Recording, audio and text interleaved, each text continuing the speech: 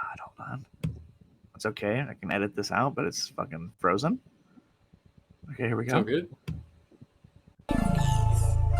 We're riding.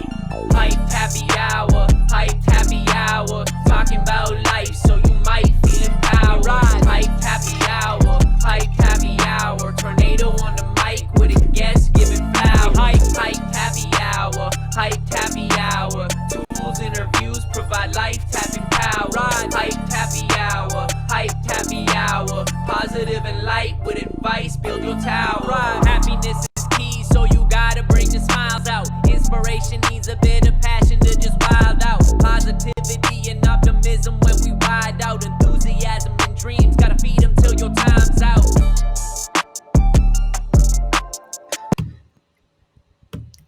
Yes, Hyped Happy Hour episode 8 here with my boy RenegadeMaster. I am Gentle Tornado. I am your host. We are here to talk Web3 NFTs, also with some personal fire. I created a company called Live Hyped. Hyped is an acronym that stands for happiness, inspiration, positivity, enthusiasm, and dreams. And I believe that is the perfect combination of words with the perfect word hyped to live your life. And my logo has a heartbeat in the middle of it. It's an H with a heartbeat, because I truly believe we don't know how many heartbeats we have. So you got to live every single day to the max you can. And we just go for it here at Hype. So I'm on a mission to spread positivity, enthusiasm, and these things, and to help anybody and bring any type of value while merging Web3, thing that I love. I am joined today by my man Pierce, aka RenegadeMaster. This guy is incredible. He's a freaking soccer player. He's a good dude. He's a pro NFT trader. He is a funny guy. He is an Australian. I love this dude. RenegadeMaster, how are you doing? I'm doing fantastic. That's the first time I've heard your theme song, and I love all the branding. I think it really captures the ethos of Gentle Tornado. Let's go. So yeah, I'm doing fantastic. Looking Let's forward go. to having a good chat today. Let's go, dude. So I like to start it off with what you're grateful for today. So what are you grateful today, Pierce? I'm grateful for having the freedom to go on a holiday tomorrow. So I'm going on a bit of a mini holiday tomorrow with my brother and sister. So, you know, a bit of a family getaway. Yeah, very grateful to have the freedom to be able to do that. That's awesome, dude. Tell the listeners where you're going. I will be going to Bali for around a week. So yeah, nice and sunny. It's actually winter here currently in Australia. So yeah, a bit cold. So gonna get out of the cold weather into the sun, relax, enjoy a little bit. Yeah, I haven't been on a holiday in a long time. So yeah, looking forward to it. That'll be a good time. That's crazy that it's winter there. It's literally was 115 degrees here.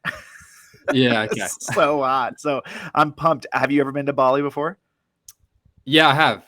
Really? Yeah, not for a while though. Like I said, I've been quite busy in real life, so I haven't really had much time to, especially like with COVID as well. So yeah, like I've been living overseas for the majority of the last kind of 5-6 years. So I only came back to Australia at the beginning of this year. But obviously with COVID, like, you know, the international travel situation was quite hectic. So yeah, I think it's the first time in a while. It should be good. I'll probably put down the screen a little bit, less NFT DJing, you know, just detox for a week before we're back at it. That'll be nice, dude. That'll be a nice week off. Where were you living at before you moved back to Australia? So I was born here in Australia.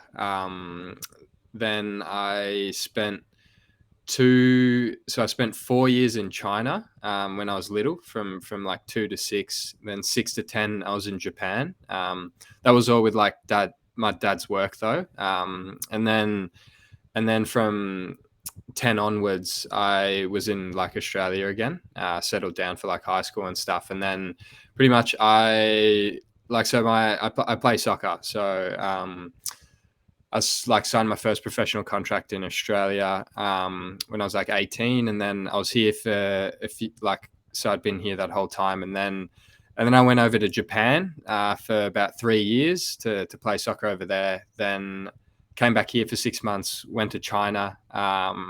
So yeah, like in the last kind of 5 years, I've been to Japan and China, and then got back at the beginning of this year. And yeah, we'll see where the next adventure takes me. So yeah.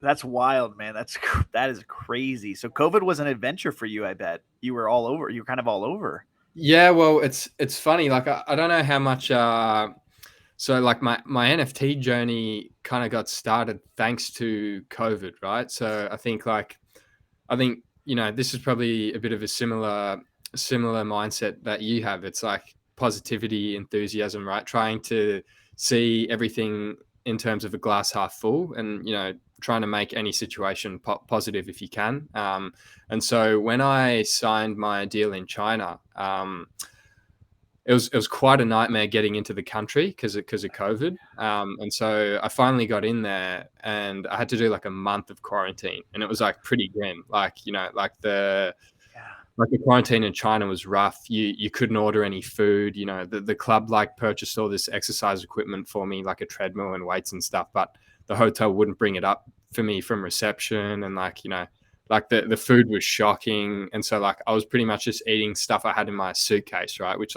ran out after a week. So I dropped 5 kilos that month, and it was pretty grim, and there wasn't much I could do during that time. So that's when I really honed in on the NFT stuff, right? And so I figured, look, this is probably the perfect time for me to literally go all in, considering I can't do anything else, just to learn what was going on in the space and learn as much as I could. So that's how I kind of really went deep down into the NFT rabbit hole. And it was at that time I got my first kind of job, if you would call it, as a Discord mod. For a couple of weeks, gave me something to do in there at least.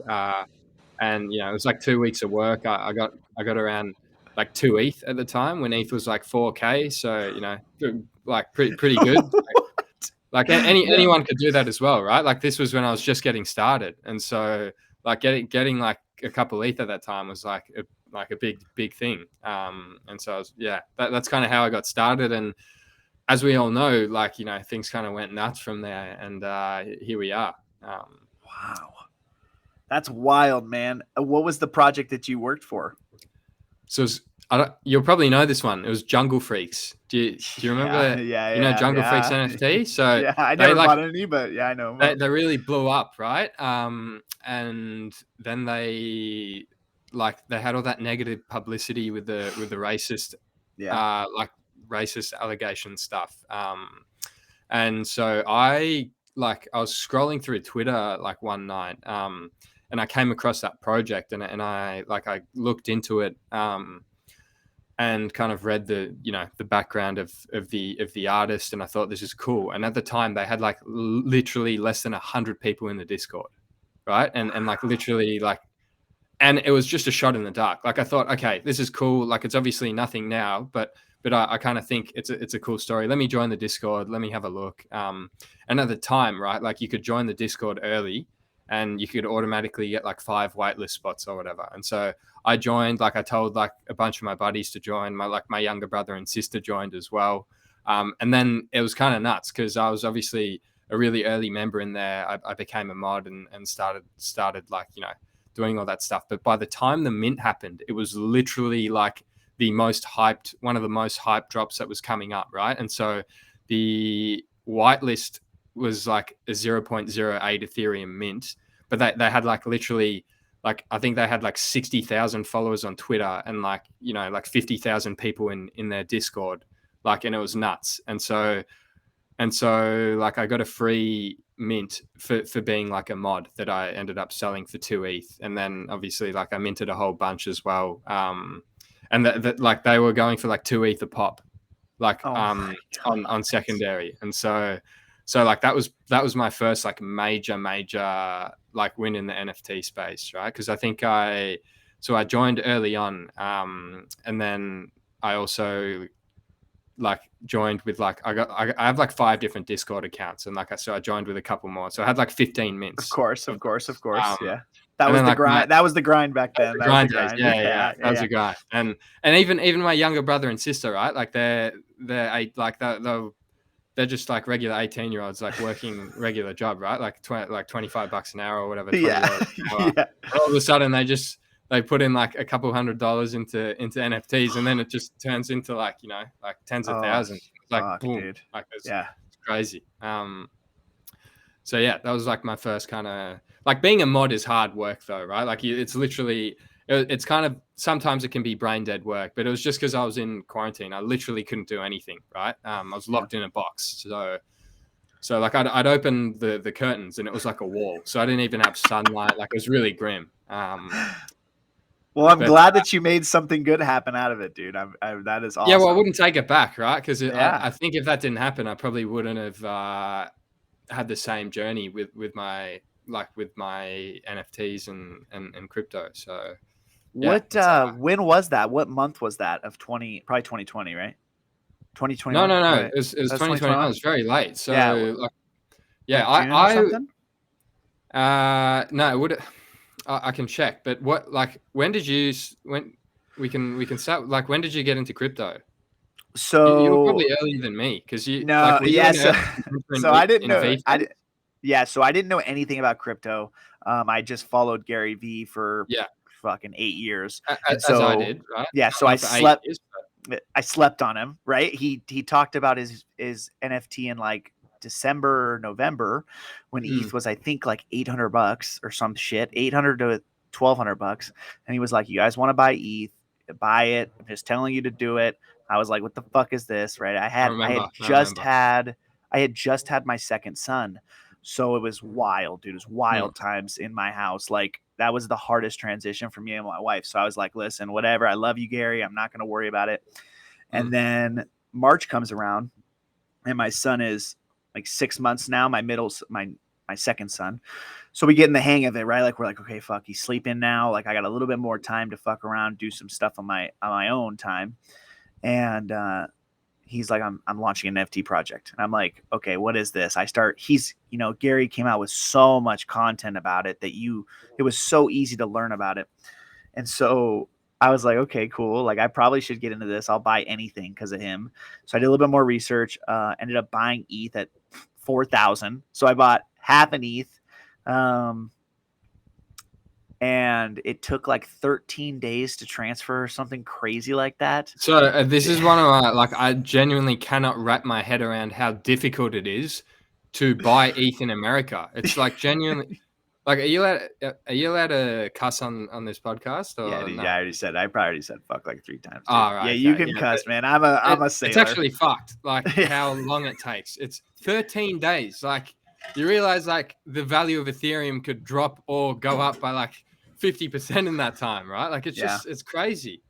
Yeah. Like, so in Australia, I could take the money from my bank account and have the ETH in my MetaMask within like 10 minutes.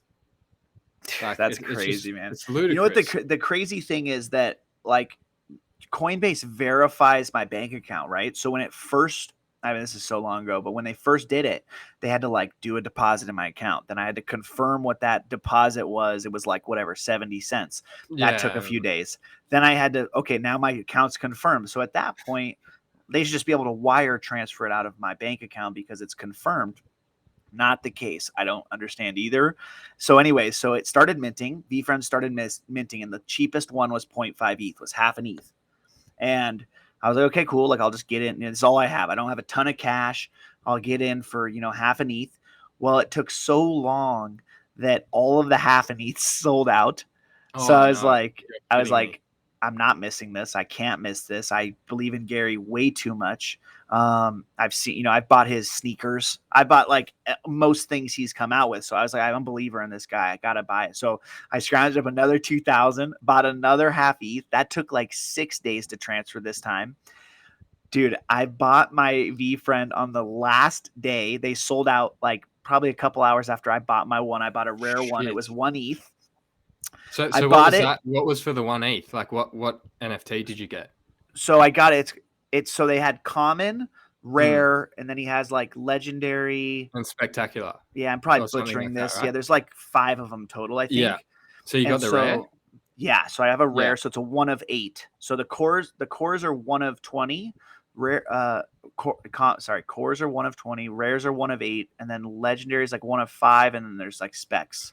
That would have been wild, man. Like getting like at that 1/8, because like contrary to your story, I was also so my buddy that I run like an NFT talk show with, his name's Ed, but me and him also followed Gary, and like I was such a late bloomer in crypto. I didn't buy my first bit of Bitcoin and ETH until like March, April of 2021. So I was like retail exit liquidity, right? Like I had no idea what I was doing.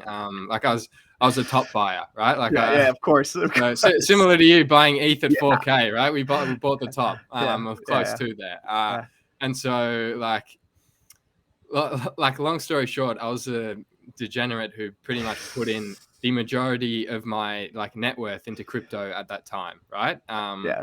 And went through the May crash of like losing 50% in one day and all that type of stuff. But so Gary's NFT, it was around the 5th of May, right? I think when it was dropping, and at the time it was like half an ETH, and I was thinking like holy shit, like that's $2,000. Like I'm not paying $2,000 for this crappy looking photo of an animal. Like why would I do that? And so we faded it.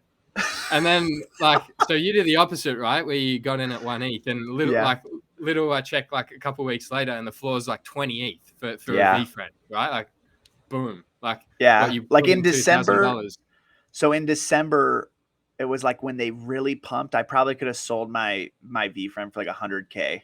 I think I got 100K as far as USD goes, and I thought about it, but I was like, man, I'm just so long term, it's not even funny. So luckily I didn't need the money, so I didn't sell it. But I actually bought another VFriend earlier this year with my dad. We co-own it, and we bought it for 65K. So that's absolutely in the gutter right now. But I don't even care, dude, because I'm just like, I'm so long term on Gary. But it is funny. So I bought my VFriend. It was wild. It was May 11th, which is actually my brother's birthday, and they sold out. I didn't do shit for like the next 2-3 months. I was like, cool. I'm just going to lock this thing away. I'm not going to. You didn't like check the prices and stuff? Nope. I didn't even look at it. Right. I didn't look at it. And so, Gary made a little bit more noise. He started making more noise about other projects. Right. He started talking about CryptoPunks more and stuff like that. So I was like, yeah, I should probably get into this. Like, I probably should get into this. I have an investment. You know what I mean? Now my middle son is like almost a year old. So wait, but you said you didn't touch. You said you didn't even look for the first couple months, right? But when do they really start going up? Like, I swear it was. They were probably like I bet. So I got into probably like late August, I think, or September is when I really got into it. They were probably like 15 ETH. They were probably like 15 ETH. Did you just randomly like go on OpenSea and was like, holy fuck, what's going on? Is this a glitch? I don't know for sure, but I don't think I reacted that way, to be honest. I not very surprised. Like, I wasn't very surprised because like just who Gary is. Like, I think that ultimately, like, I'm a die on this sword. Like, I think he's gonna win. He's just too powerful. Like, with his big company, right? With VaynerX, like, it's $1 billion company, and he specializes in media. So he's going to build a Death Star that's going to be, Vayner Media is going to be VFriends. So it's all going to come together, and VFriends is his like baby. And so for me, it's like, he said on podcasts before, he said, like, I've talked about buying an island. He's like, I've thought about buying an island, making like hotels and stuff, and only making it available to VFriends. And it's like, for me, like, it's kind of crazy to say, but like, I wouldn't even be surprised, because like, he's like that. Like, he'll just do crazy shit. He's talked about buying real estate in New York and giving 1% to his holders, but he just can't do it because like the government and shit right now. Like, it's not like Gary's one of he's a unique person, because I think with a lot of these NFT founders, a lot of them are driven by like money, right? And profits. And obviously Gary, to a certain extent, is driven by that as well. But I think like, if he had to like give an arm and a leg to save his business, like, he would do it like that, right? So I think like he's one of the. So I don't own a VFriends, but it's definitely on my list. Like, I'll pick one up over the next 6 to 12 months, a VFriends Series 1. Because I think I've also heard him say that, like, at the moment it's not an option for him to say, okay, we're going to give a percentage of equity of Vayner Media to all VFriend Series 1 holders, right? But who knows, in 5 years' time, maybe regulation becomes clear, he's allowed to do that, and bang, he can suddenly do that, right? And I think he also knows that, like, he obviously knows the NFT market very well. And like, if he wanted to, he could do a lot more things to impact the price of his, like, collections in a short-term sense, but he's obviously not doing that. And I think I think the only downside of VFriends is if Gary, like, passes away, right? And aside from that happening, I think, like, he's someone that you can comfortably, put your money into.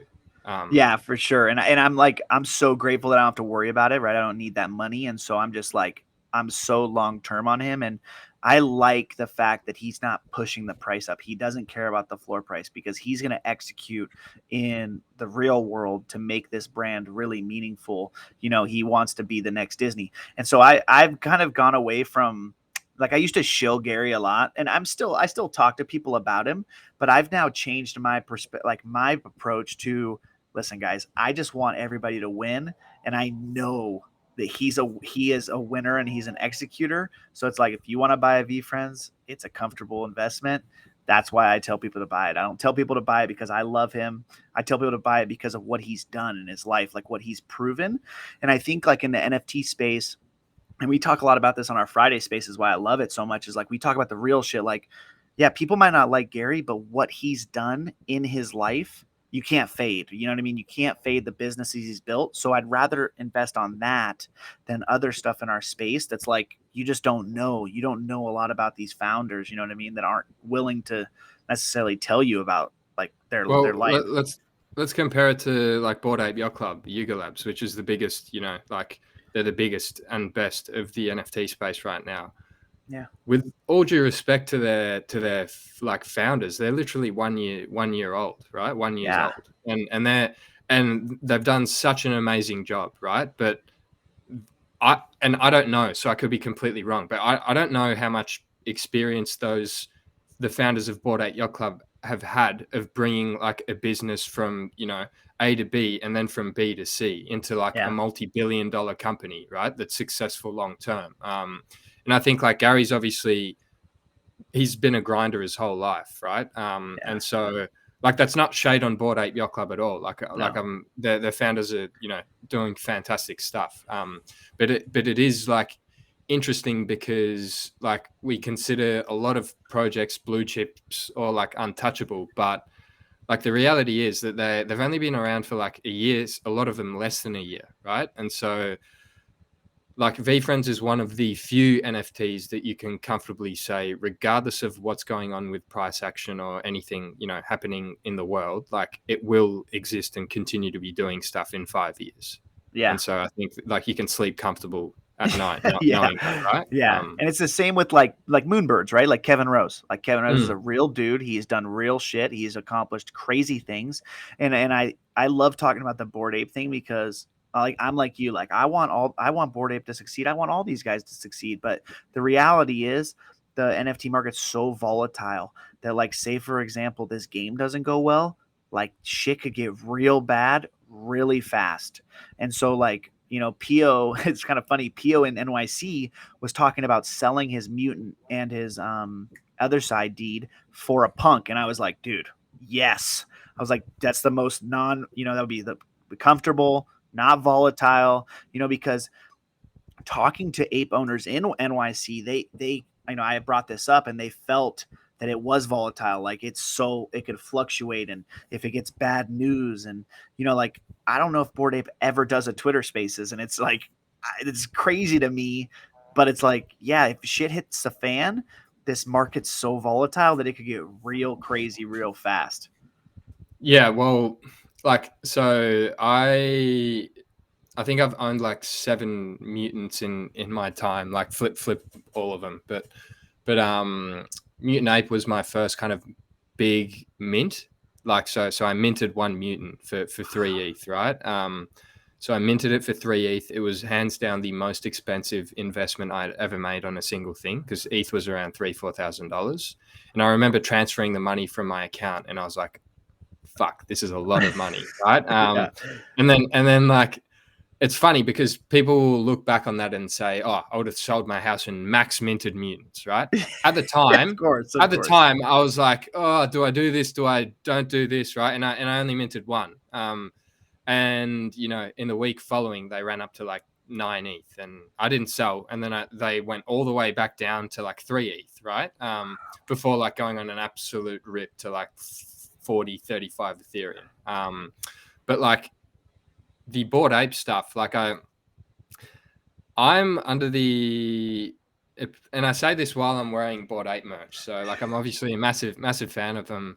I did what you were talking about with Pio, which is so I minted a bunch of other deeds and I hit 2 coders, luckily, and it's kind of wild. Like so the other deed mint was an absolute shit show, as I'm sure like you're aware. Like gas was ridiculous. And so like I minted like a total of 11 deeds, which was a lot. Holy shit. And then essentially So was that like, what was that like? Was that like 50 ETH with gas? How much was it with gas? Holy shit. So I think each deed was, what was the mint price? It was like 305. Oh, it was like 2.5. It's 305 ApeCoin per mint. So it was roughly like $7,000 to $8,000 per mint, right? And then gas per mint was probably like I think it was like 1.5 to 2 ETH per NFT. Holy shit. Right, which is just wild. It was a lot. I don't know exactly know how much it was. Yeah, a lot. I did it because it was so. God, we're getting so sidetracked here, but essentially, like, long story short, I was lucky enough to get 3. I got 3 like spots to mint moonbirds, right? So I did like that. I did that like Discord like grind stuff. So I lucked out and hit 3. So I minted 3 moonbirds for 7.5 ETH, and I paper handed them all on day 1, right? So I sold them for like 9 to 10 ETH, right? And then I missed out on like, because they peaked at like 35 ETH. So I literally missed out on like 400K, right? Of like potential gains. And I was feeling like a fucking idiot. I was pissed off. Like I wasn't pissed off. Like I was just like, But then, and so that 7.5 ETH turned into around 25 ETH. I put that 25 ETH into ApeCoin at like $11 to $17. Sorry, $11 to like $14, and then like ApeCoin went up to like $25. I sold all the ApeCoin that I didn't need to mint the other deeds, and then I kept enough to mint 11. I minted 11. I hit 2 coders, and then I sold off all of my lands apart from, and the reason I did that, regardless, like with the stupid, crazy high gas fees, was because this was so hyped. I just knew it was going to be profitable, right? So I think the mint cost around like 3 ETH per deed, 3.5 ETH per deed, and they were selling for like 8 ETH, 9 ETH pop on secondary, all day long, all day long. And so I hit those 2 coders, and my buddy Ed, he only minted 2, and he hit 2 coders. So that was wild. Dude, listen, I gotta stop you. Listen, this is crazy, dude. You're on, like, I am obsessed with winning streaks right now. And you are on the most fucking massive winning streak, you and Ed, bro. He only minted 2 and he got 2 codas. And he was down bad as well. Like, so his codas saved him, right? But so like, it was wild because a coda on day 1. So I think his 2 codas were worth around $250,000 on day 1, right? He wrote his bags down all the way down to, you know, like an 85% correction. I didn't sell any as well at the time, because of what happened with moonbirds. I was like, okay, let's see how this goes. Yeah. Of course, in typical NFT fashion, the time I do paper hand something, they rocket up. The time I don't, they come crumbling down. But I ended up. So what I did was I ended up selling my 2 coders for a total of like $58,000 US. Okay. And then I used that to buy my first CryptoPunk for like 52K. So I essentially like swapped the 2 coders into a punk, And then it turned out to be like a good move, obviously, in the short term, because punks went on a crazy run. Yeah, you're up like at least 20K right now, right? Yeah, well, essentially, I think the punk I own now is probably, it'd be worth like 95 ETH. So yeah, probably a bit more. But like I did that because of the risk factor associated with Yuga Labs, right? So this is going to be a really unpopular opinion, but I am in the camp that like I'm extremely I think there's extreme execution risk with the other side and Yuga Labs.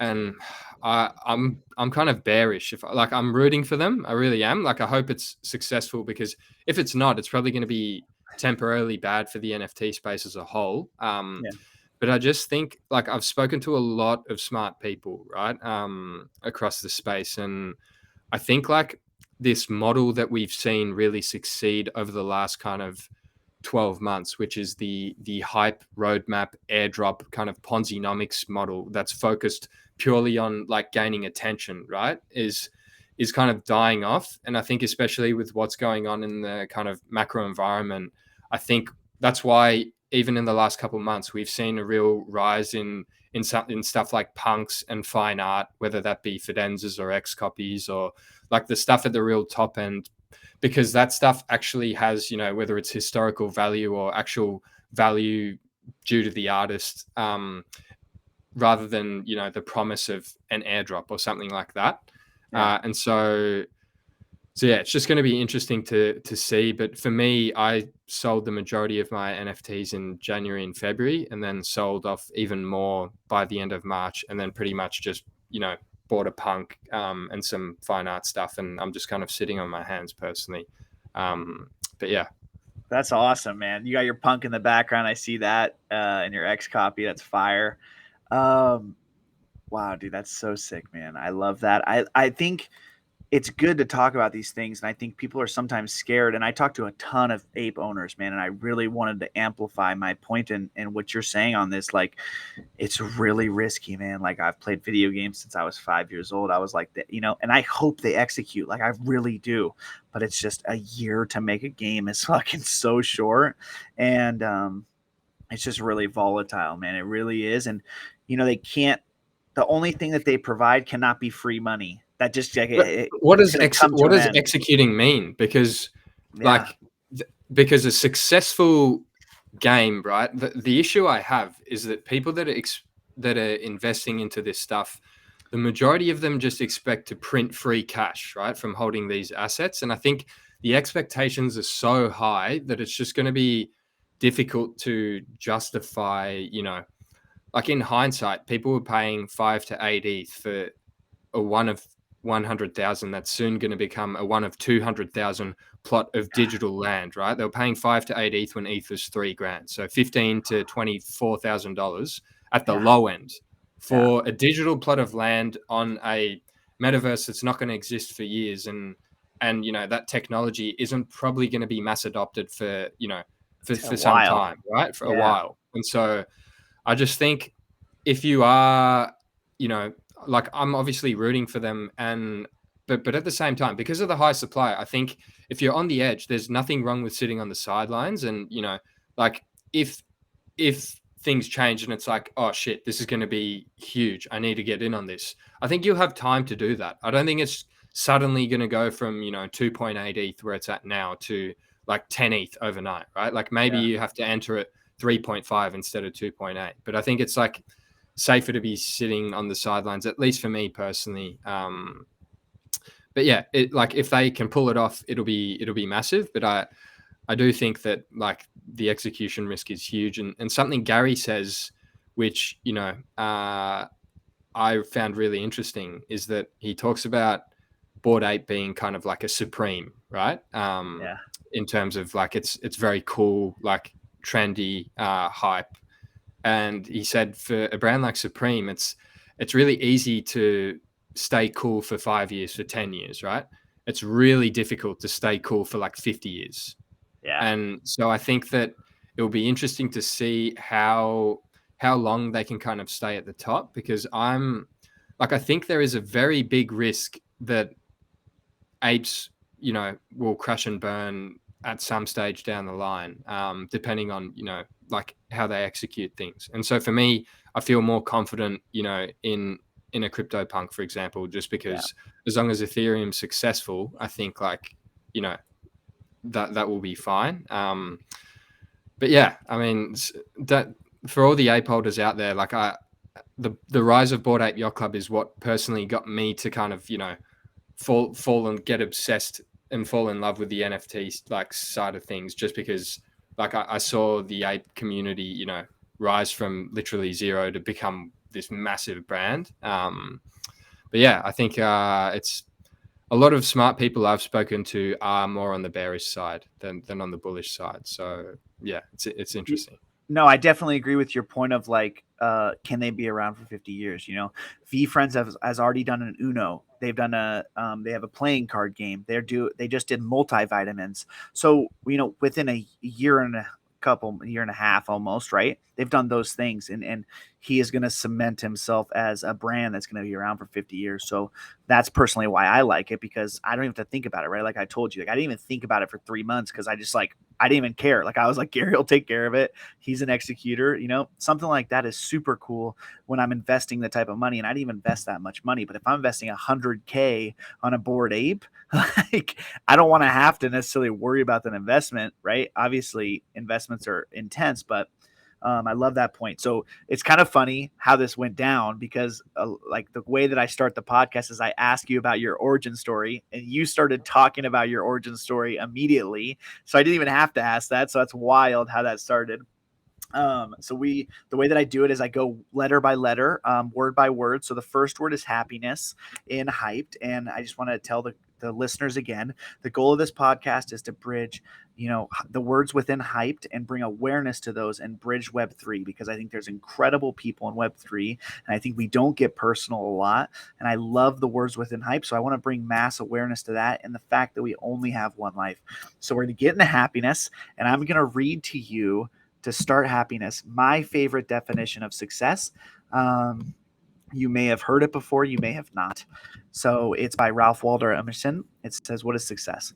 To laugh often and much, to win the respect of intelligent people and the affection of children, to earn the appreciation of honest critics and endure the betrayal of false friends, to appreciate the beauty, to find the best in others, to leave the world a bit better, whether by healthy child, a garden patch, or a redeemed social condition, to know even one life has breathed easier because you have lived. This is to have succeeded. Tell me how you feel after hearing that. Inspired. Yeah, like I told you before we got on the show, I'm a massive fan of your energy. Typically, like I pretty much don't respond to 99% of my DMs purely because most of them are scams, right? But like your daily gratitude posts, right, of videos, like that sort of energy, seeing that every day, and the level of consistency that you put out that message. I found that like inspiring personally, and I think like if the world was made up of more people like you, it would be a better place. So yeah, appreciate the effort you're making to try brighten up the world. I really appreciate that, man. That's my goal. It was so crazy. I talked a little bit on my last couple episodes ago, was now that I do the gratitude videos, it's kind of funny because I was doing, a couple years, 3 years ago, I was doing a gratitude journal where I was writing every single day. And I have probably at least 2 journals full of just daily gratitude of what I was grateful for. I've done that before as well. Yeah. And so it came into now video form, and it's like, just, I would have never thought that. So you did that? Yeah. I've done like the daily gratitude journal before, where it's like, list 3 things you're grateful for. Yeah. Like I haven't been as consistent as you probably have been. Like it's been in patches, right? Yeah. But yeah, I've definitely done that before, and having gratitude is definitely a super important thing, because I think in today's society, I think a lot of people tend to focus on the negative, right? And especially with social media and stuff, we're constantly seeing the top 1%, 0.1%, just people living the good life, doing this, doing that. And yeah, I think having gratitude is vital to happiness, right? Yeah, no, and I think you hit it right on the head, man. Like gratitude in my mind is such a superpower. Like I feel like it's something that can really help you every single day. And it's like I like to say that thing about my journal because it's practice, right? I didn't just do these videos, I've been doing it for 4 or 5 years, right? It took 3 years of listening to Gary before I was like, fuck, I really need to start being more grateful, right? And so then I doubled down, and it took, I would do it for a couple months, then I would stop doing the grateful journal. Then I would do it, and then I would, okay, now I did it for a whole year. Now I'm doing videos. Like it's wild, but like it has helped me even more than I can, talk about. So I will go into, I love this question, but what is the happiest moment of your life? Damn, that is a really tough question. The happiest moment of my life. I mean, probably that is a really tough question. But if I had to answer it quickly off the cuff, it's probably going to have to be like when I first got my professional contract in football, just because like that was my dream, right? Ever since I was a little kid, was to become a professional soccer player. And so like achieving that and turning that dream into reality of, after years of hard work is, probably the most satisfying feeling and probably my happiest moment. Yeah.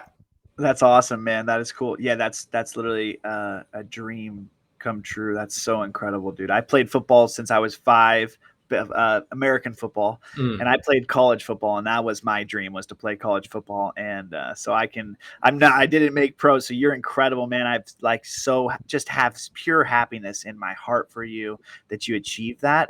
When did you start playing soccer or football? Sorry.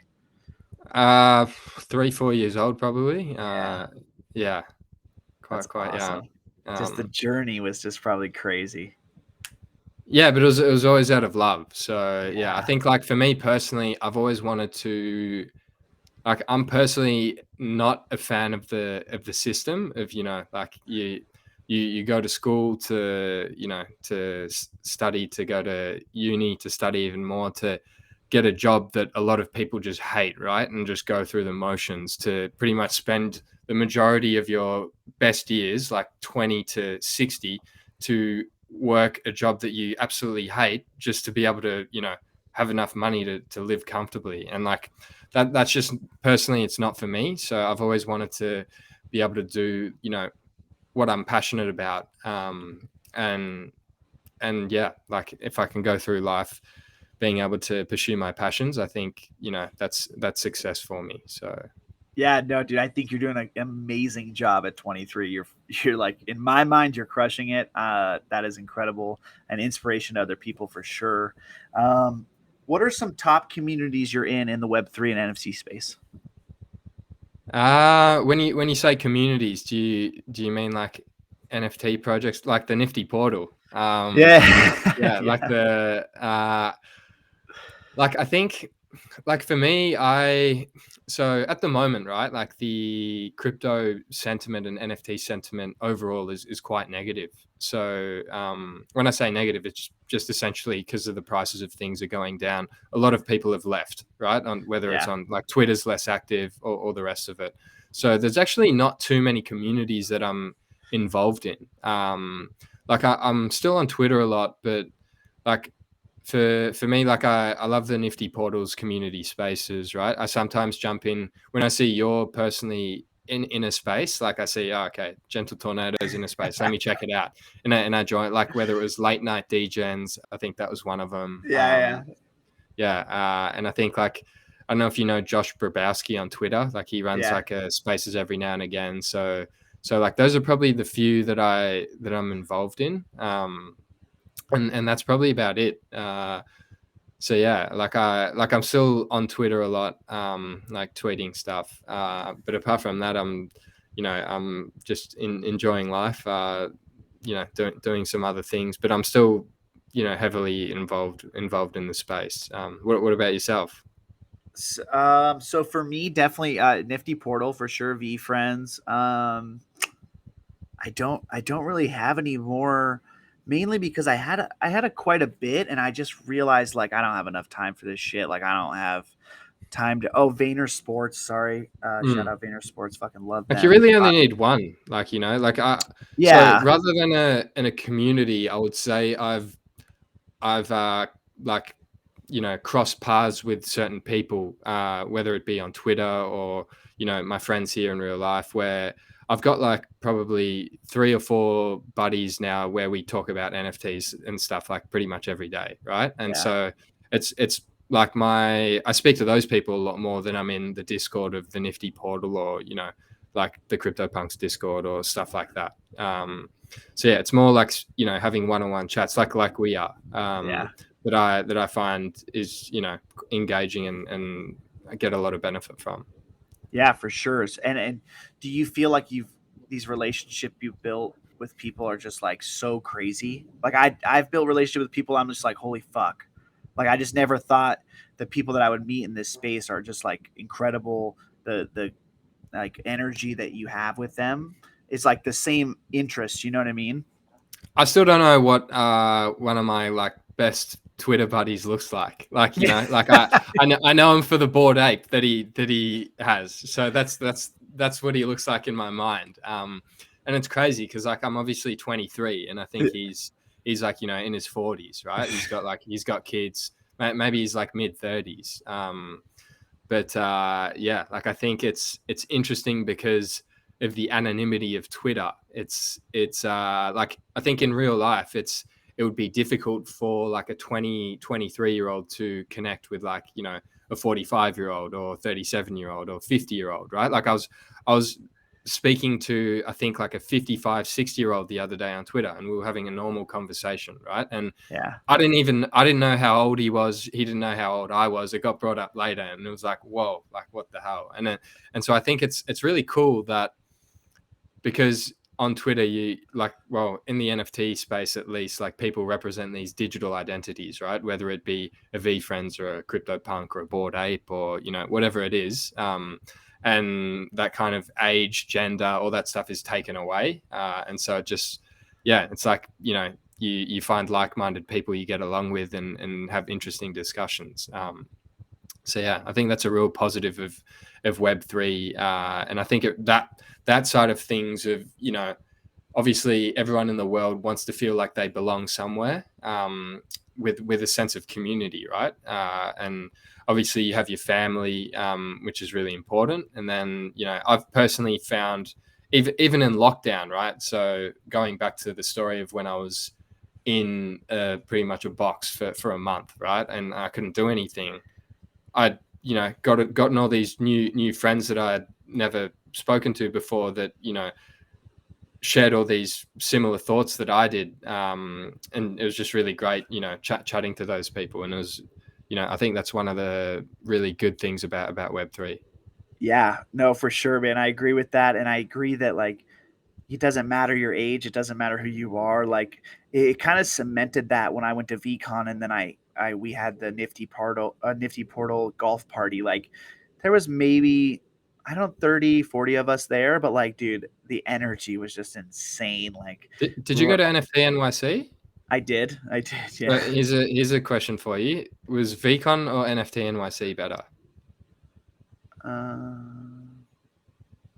As someone who went to both. Probably VCon. VCon? Yeah, I think VCon provided way more value, because of the speakers. It was in one location, and yeah, so like in the best part about it was that since it was in one location, I could hit up, you know, Easy. I could hit up Easy Eats Bodega and be like, "Yo, dude, where you at?" He's like, "I'm on the field. I'm on the field level." Yeah, I would makes go sense. down. Yeah. You know what I mean? You're in NYC and you're like, "Hey, dude, where you at?" I'm at my hotel. I'm at the Azuki party. I'm at the Bored Ape party. Like, yeah. blah blah blah. Yeah. So like NYC was cool. I went more to NYC to definitely go to the Nifty party, to network more, to meet some friends that I had met in Web3 in New York, some really close friends of mine. So I went for those reasons, and to really network, because, you know, what I'm trying to build with this podcast and what I'm trying to build as my brand. And I'm really on a mission to change the world. And so I just felt like I had to be there.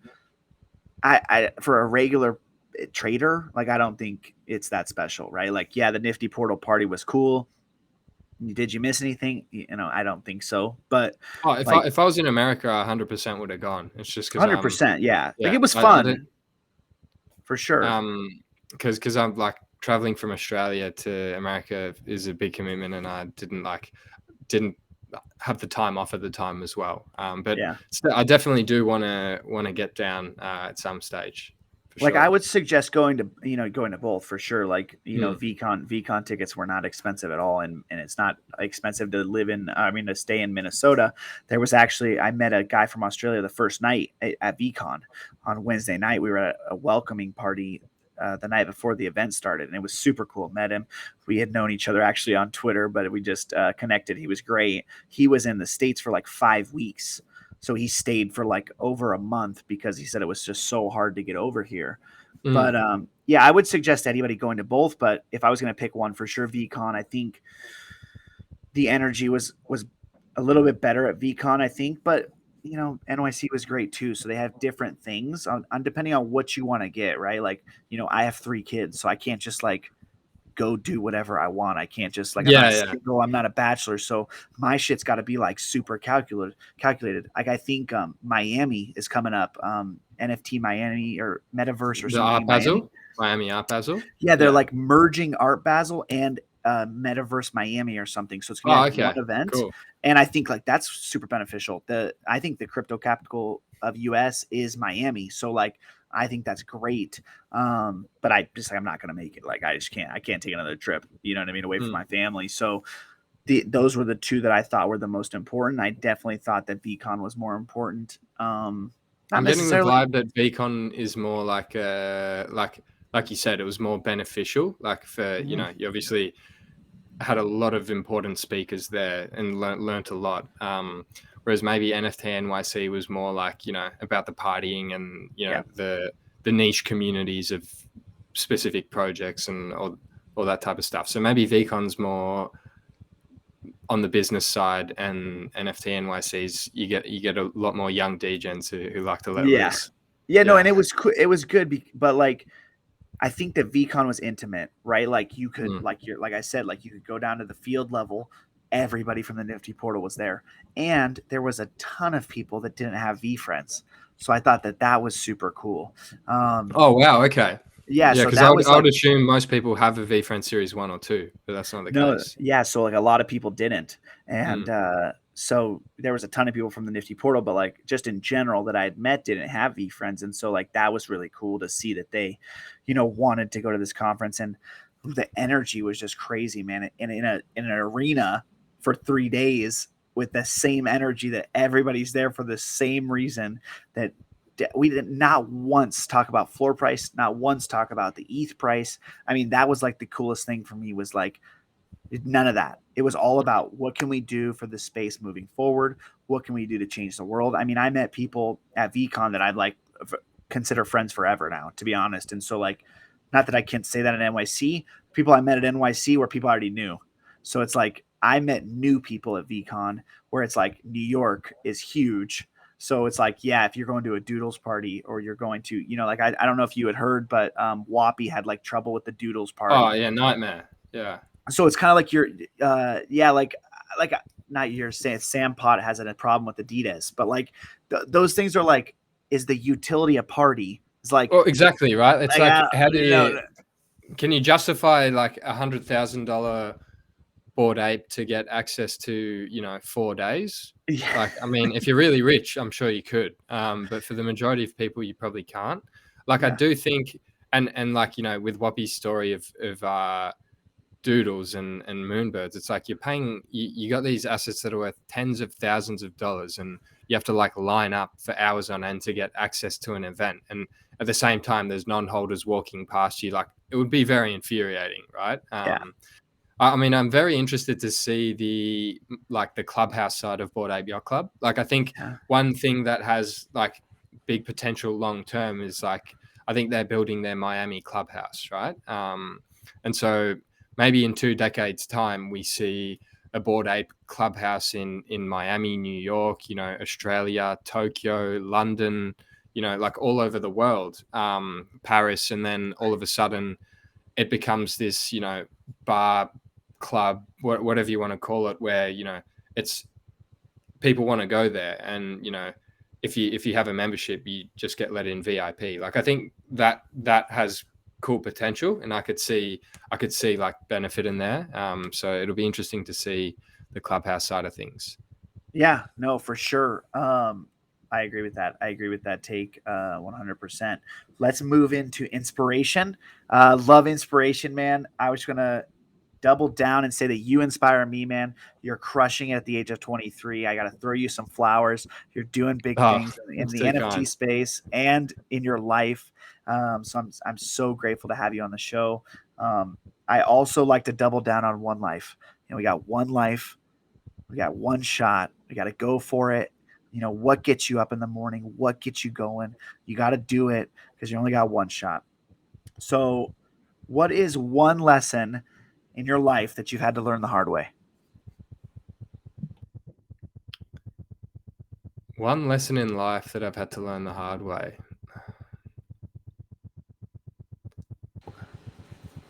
Geez, these are some real hard-hitting questions, aren't they? I'm just trying to think.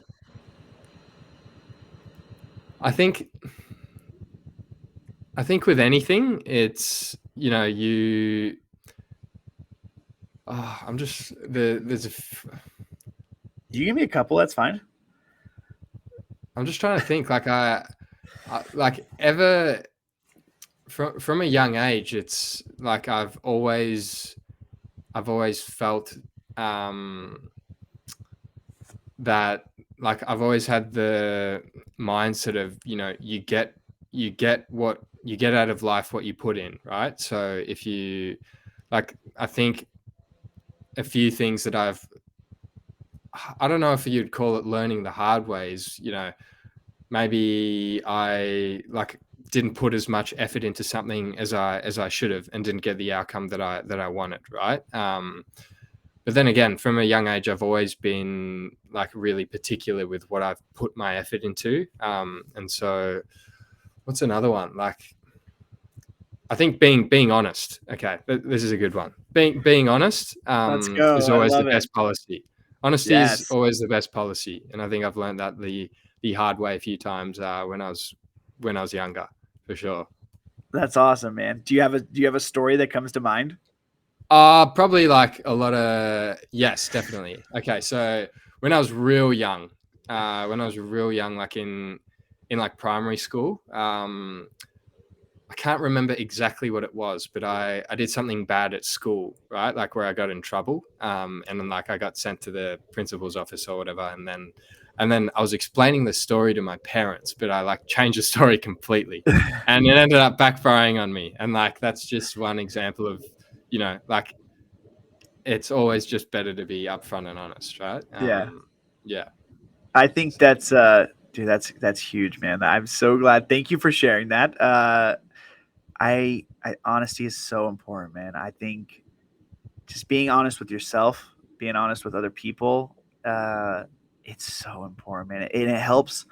It's helped me live like such a stress-free life where I'm just transparent with everybody. And it's kind of funny because, you know, my wife will say like I'm being too honest, because I like a lot of times I'll tell anybody anything, because that's just who I am. You know what I mean? I'm so transparent with people, and I'm so transparent to tell someone my faults, my wins, my whatever.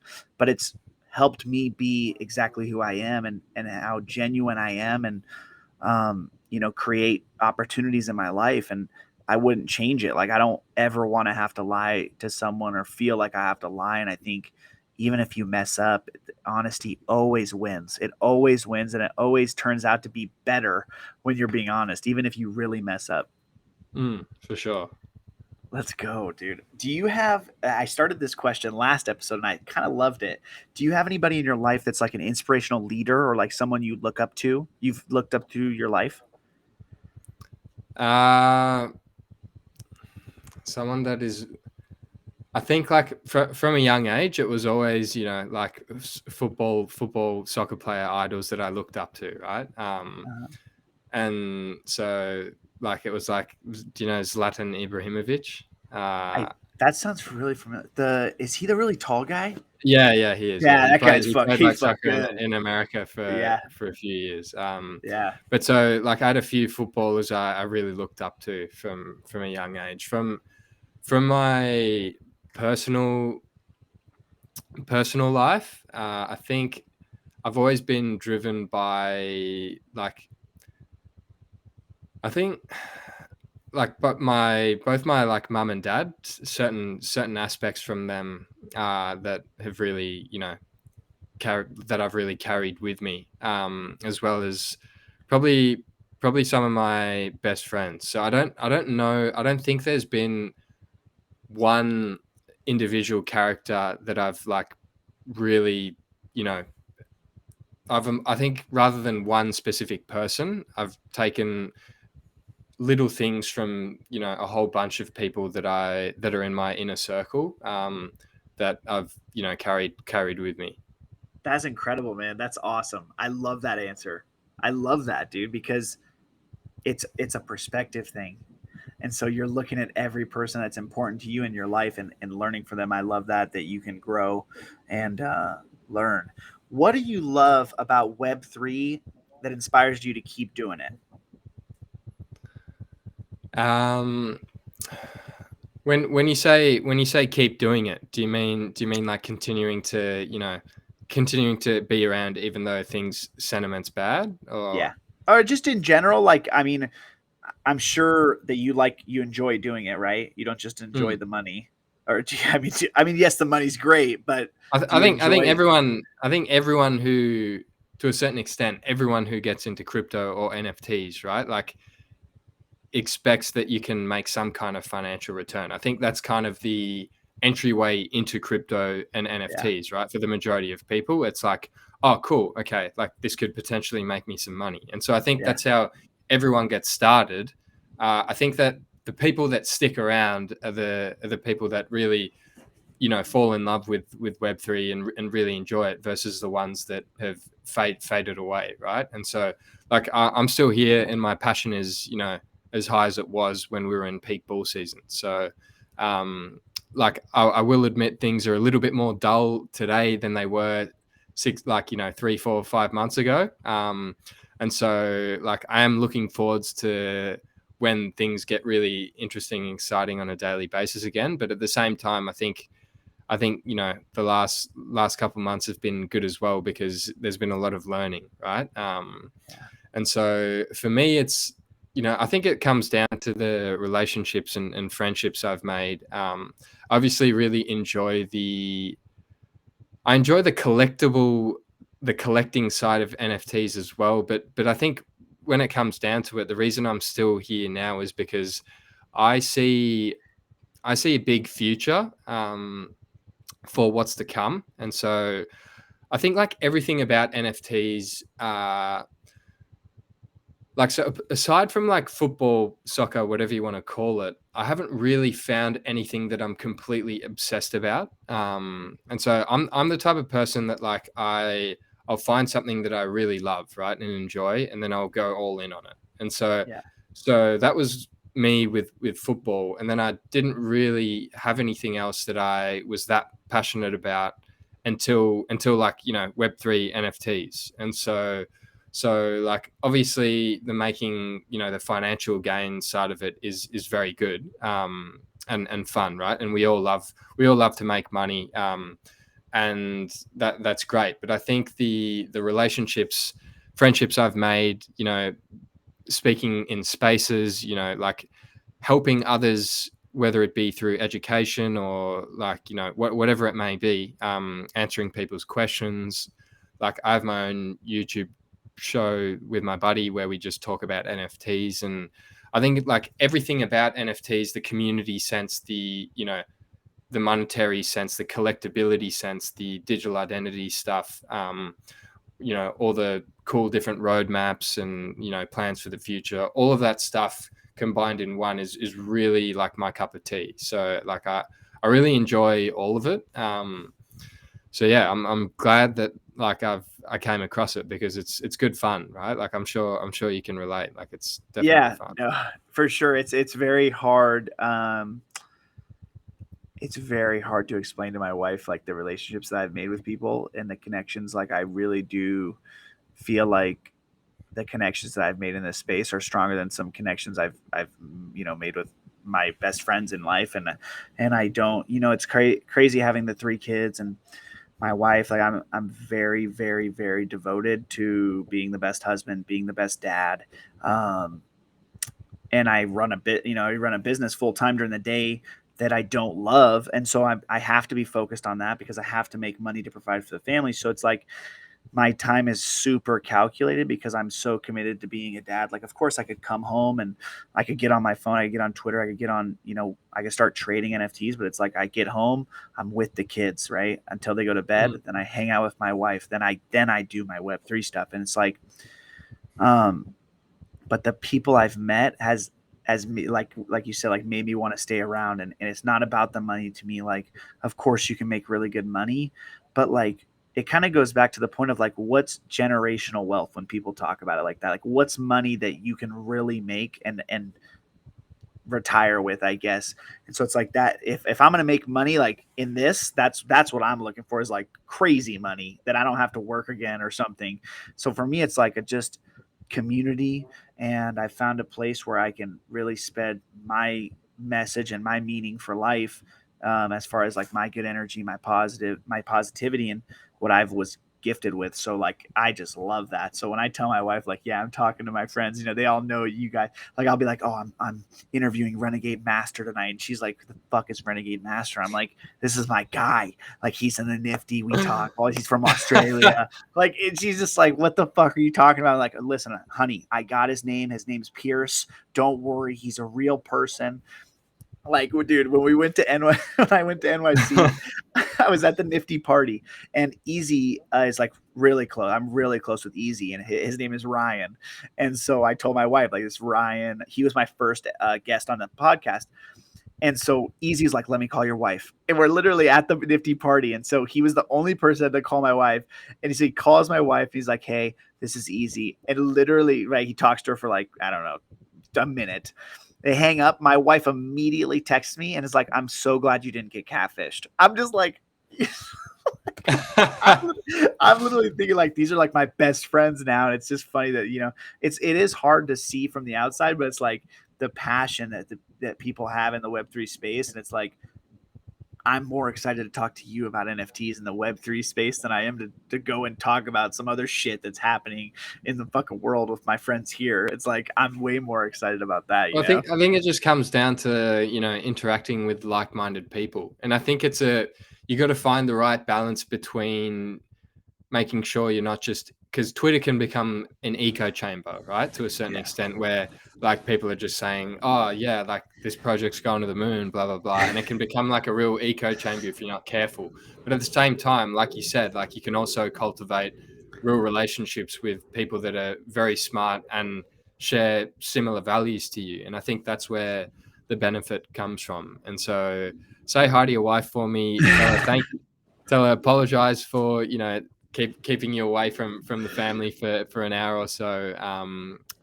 And yeah, I think props to you, man, because my life is set up to be an NFT degen where like, I'm 23, I'm single. I don't have many commitments outside of football. And so my life's kind of set up to be able to be a pure NFT degen. But like you've got a family, you've got 3 kids, you have a full-time job as well on top of that. Like it's pretty wild that you have time to, devote yourself to Web3 as well. So keep going. I do think, I do think we're still, it's a cliche thing to say, but I think we are still very early in the NFT space. And I'm not talking about the financial side of things, but in terms of where this tech and adoption has the potential to go to, we're still very early. And I think that the people that are committed to, building their own community and personal brand in these early times and learning about, all things Web3, whether it's, you know, how to trade NFTs or, you know, how to build Discords or whatever that may be. I think the potential for the future will be quite big. So keep going, man. Good stuff. Thank you. I really appreciate that. What is your favorite inspirational movie? This is good because you're a sports athlete, so this would be good. Inspirational movie. God, I'm not going to be able to answer this one off the cuff. Like I will, but it's probably not good. Like when I really think this through, an inspirational movie. Damn. Like I mean, an inspirational sports movie, like that's probably, well, like a classic one is like Goal. Like, I don't know if you've seen that. I don't think I have, to be honest. It's with like Santiago Munez, but that's like a real boring answer. I'm trying to like find something interesting. Like Moneyball is also a good, like that's not a movie about sports though. That's like a movie on math. Well, math and sports. That's good. But are you a big movie guy or no? Yeah, I'm a big movie guy. Yeah. Okay. What about you? I fucking love movies. Yeah. Fuck, man, I've been really like working on getting other inspirational movies, but my favorite inspirational movie is Remember the Titans. Is an American football movie. I don't think I've seen that, so I think I'll have to watch it. It's really good, dude. Denzel Washington. Is he the coach? He's the coach. Is that the one where he's the first black? In Virginia, coach? In Virginia, yeah. Okay, yeah. I think I've seen snippets of it, so I might have to watch that. I'm gonna have to watch Goal, like 100%. I love soccer. I'm just fucking big. I'm a big dude, so it's not okay. Cards, you know. But yeah, like I'm a massive fan of like Christopher Nolan movies, like Interstellar. Have you seen The Tenet? The new one? That was like. I don't think I have. I wanted to. It's like a 3-hour movie, and like it'll take you like 3 goes to understand it. Like it's a real like, you know, it's like Inception. Like it's like a real mind. Yeah. I love it. Interstellar was good. I liked Interstellar for sure. But then I also like movies like Wolf of Wall Street, a bit more out there. Yes. That was my guy on the last podcast, Joey. He was like Wolf of Wall Street. He's like, I don't think people are going to like this. And I just started banging my chest. I started doing this. I was like, let's go, dude. I love that movie. And it is inspirational because Jordan Belfort did something that no one else had done. And, you know, like him or not, he did some crazy shit it made a lot of people money, went to jail. He's out. He's fucking still successful. You know what I mean? It's like, fuck, dude. Yeah, there's a few others, but like I'm a big movie fan, so that's good. That's cool. Lots of good movies. That's awesome, man. Let's roll straight into positivity. I think positivity is probably, if not the most important word, and that may be why it's the middle word.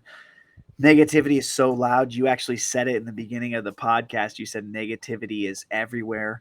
And I truly agree with you. And I think that I'm on a mission to make positivity louder because it really can help people in everyday life. Have you struggled with negativity in your life? Like in patches for sure. But I think like when I say that it was probably like when I was younger and didn't really know what was what. But I think like positivity is definitely something that is also tied with gratitude. And I think if you have enough gratitude, it's quite easy to, you know, be positive about things. If you have enough perspective of, you know, like for example, classic example is like, when I sold my 3, this is like a NFT related example, right? Because I assume your community is NFT degens, but like I sold my 3 Moonbirds early and missed out on like, you know, $400,000. It's like, oh no, that sucks. But then, you know, like there's people in the world that don't have enough money to, you know, pay for their next meal. And so it's like, is that really important? Like, no. And so I think having gratitude is vital so you can, you know, be positive. And also, I also think the people around you play a key role in how you view the world as well. And so if you constantly have people around you that are being negative, it will bring you down. And so, you know, something I've tried to do is definitely spread that message of positivity to the people around me as well. And so, yeah, like I think like constructive criticism is different to being negative, right? And so yeah, I think but positivity is definitely super important. Yeah, that's great, man. And constructive criticism is so good, and people can deliver it from a place of love. You know what I mean? It doesn't have to be a bad thing, you know?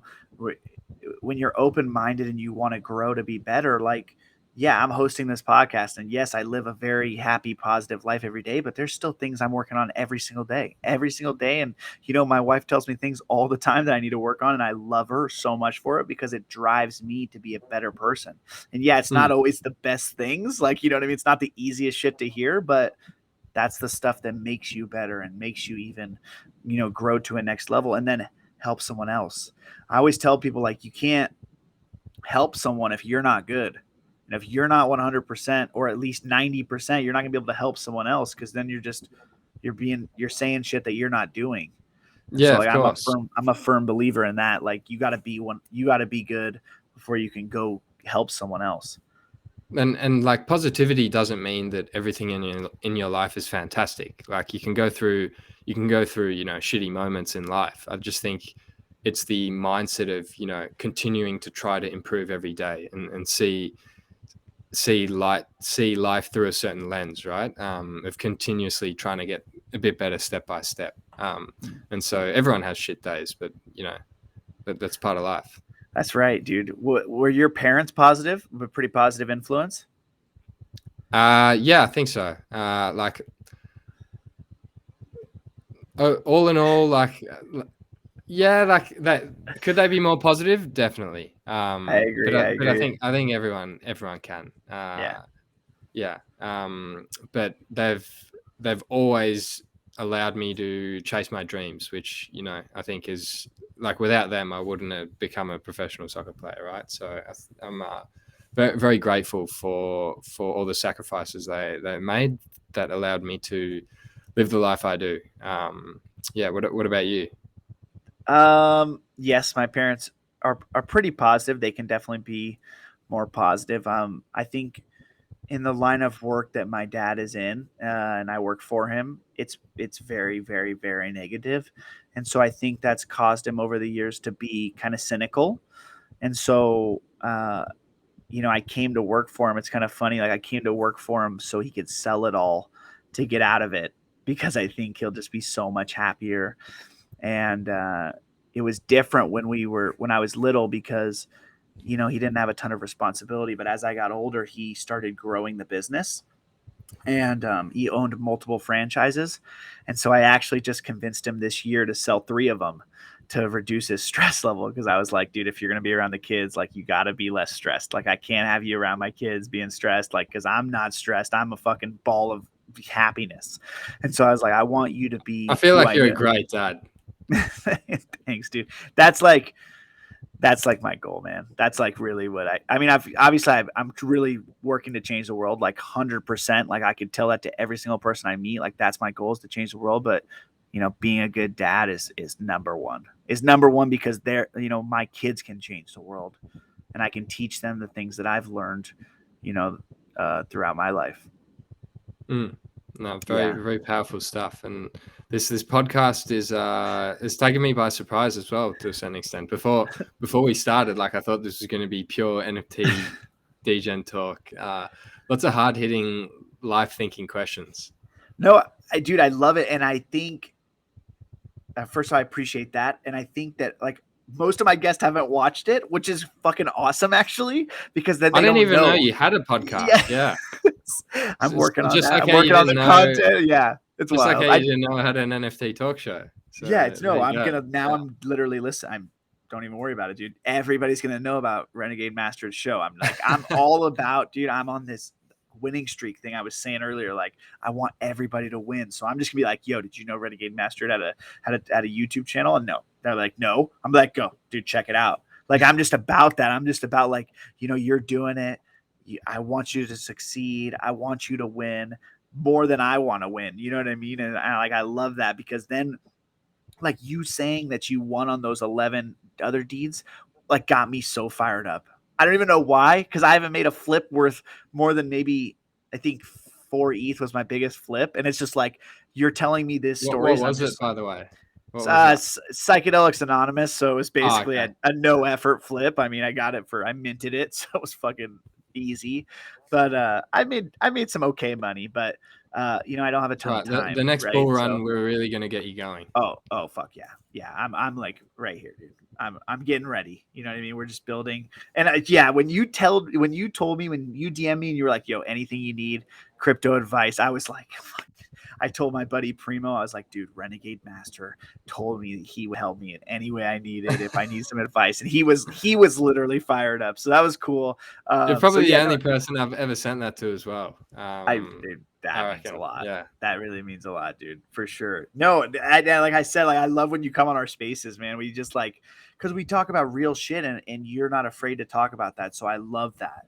Like I want to talk about the hard things, and that's why I love this podcast, because we're talking about stuff that not normal people are talking, like not everyday people are talking about, right? And so like I think that can help people, because life is hard. Life isn't easy out here, right? And you had to do really hard shit to get to the place you're at, to get to be a professional soccer player. And so I admire that, right? So what do you think are some positive benefits of Web3 as far as the future goes? In terms of real world applications, or like, yeah,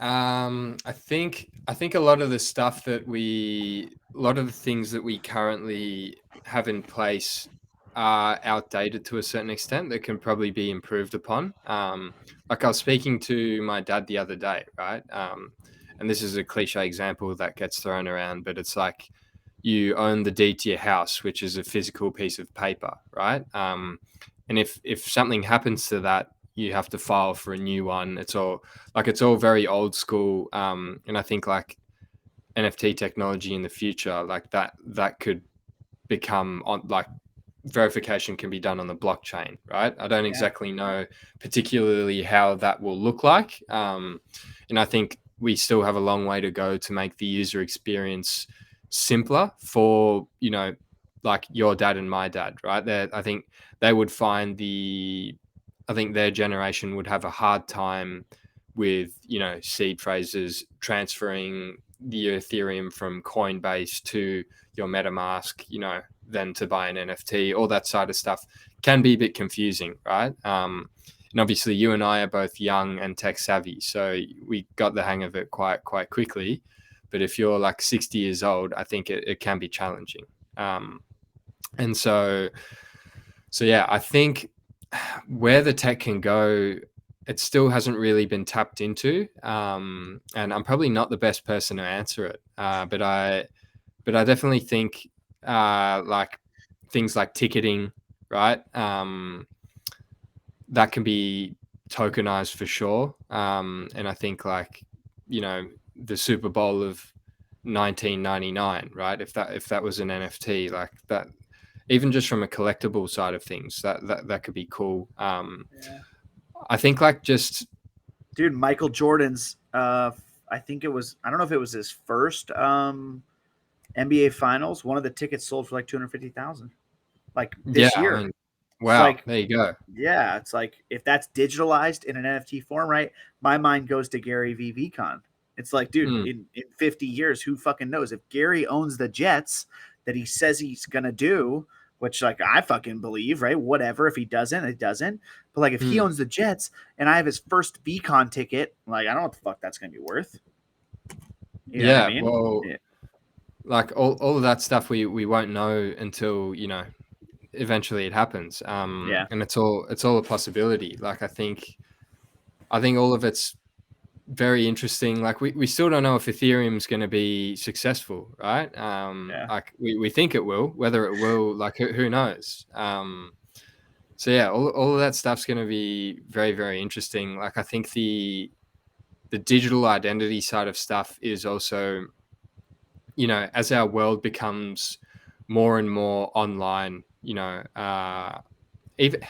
even like, so I'm obviously a complete baby. I'm still very young, but like in my mind, if I had $1 million painting, like I would be extremely like just nervous and worried about that, right? Like if you had like a really expensive painting from a super famous artist and I just had it hanging up in my wall, like, you know, and I'm probably just an art noob, but like what would happen if there was a fire or like, do you know what I mean? Like that. So Yeah. I think like having it digital and on the blockchain gives at least me a certain sense of security where obviously you have to be extra careful because if you don't know what you're doing and you click on the wrong link or do something, you can lose that straight away, right? And we've seen, I mean, how many Bored Apes have we seen get stolen in the last 12 Yeah. months? Like it's pretty gut wrenching, right? Like the Yeah. amount of people that have lost these six-figure assets.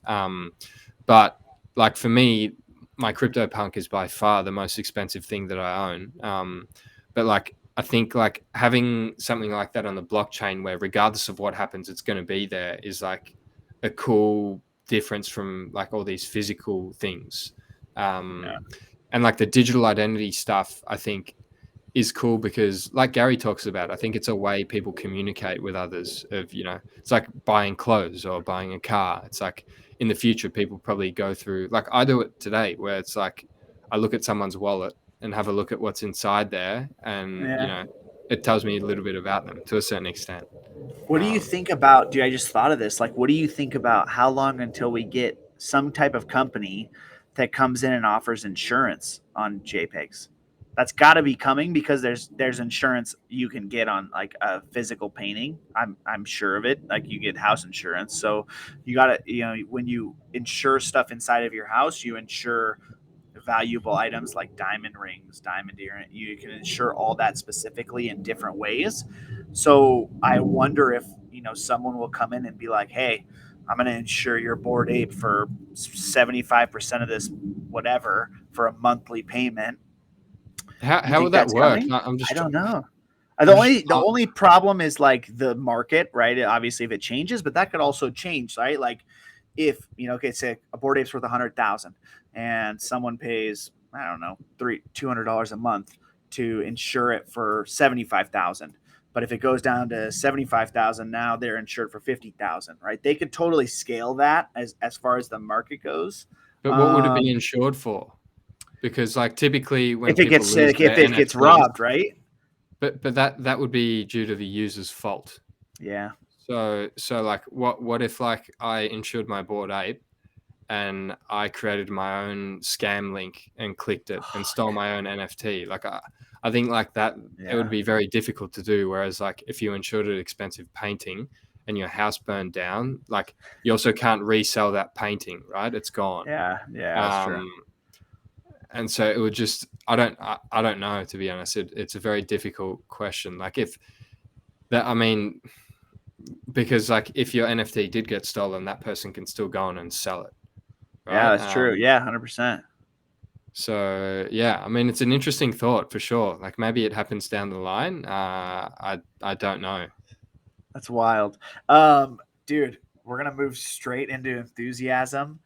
I love this. I love reading this, dude. If you want something you've never had, you have to do something you've never done. Enthusiasm, exciting, dude. Be excited for life. Goes back to the one life thing. I love enthusiasm, right? I'm an enthusiastic guy. I was born with it. I've molded in it. I live it every day. I want people to feel like it's okay to be excited, right? When someone scores a goal at a soccer game, like that's fucking crazy. You lose your mind. Fans lose their mind. The players lose their mind. Even the coaches, right? That's okay in real life, right? It's okay to celebrate just being alive. So I'm an advocator of enthusiasm. It's one of my favorite questions to ask on the podcast. What are 3 things right now in your life that you cannot get enough of? No, this would be an easy one. Three things. Well, NFTs, like football exercise, if you were to call that, and building on relationships. Yes, let's go. I love it. What's your favorite like exercise? Probably like playing football. Yeah, you love it. Yeah, You love but I running. think You're like, just a fucking runner. I don't actually love running. I do a lot of running, but I don't love it. Running fucking sucks. but no, like I get some enjoyment out of it. Like I do. But like I wouldn't want to be a marathon runner, for example. Yeah, but I'm personally like I'm just obsessed with self improvement, right? Whatever that means. Like I really think you're spot on with the fact that we only have one life and we don't know how long that life is going to last for, right? And I think like too many people go through life just going through the motions. And I've gone through stages in my life where I'm, letting time pass by me. But I think just really attacking the day and trying to improve yourself in whatever way that looks like every single day to improve who you are is a key to success in my opinion anyways. Yeah, I love it. I love that, dude. Yeah, it really is, man. Wanting to be better, right? And in whatever way that means to anybody, right? It's like my favorite thing about the way I created Hyped is that you don't have to be every single letter, every single word within Hyped. You could be one thing, right? You might work on happiness for a whole year. That's fine. That's great. But as long as you're working on being better, um, the next question is, what has been your biggest accomplishment in your life? I feel like that might be you getting your contract for soccer. Is that correct? Would that be your answer, you think? Is that your biggest accomplishment in your life? Yeah, I mean, Is that something that you were like the most excited about? Is there something else that you might have been like even more excited about? probably no, probably it would have something to do with football, for sure. Like I don't know if you really want to get into specifics of like football stuff. Yeah.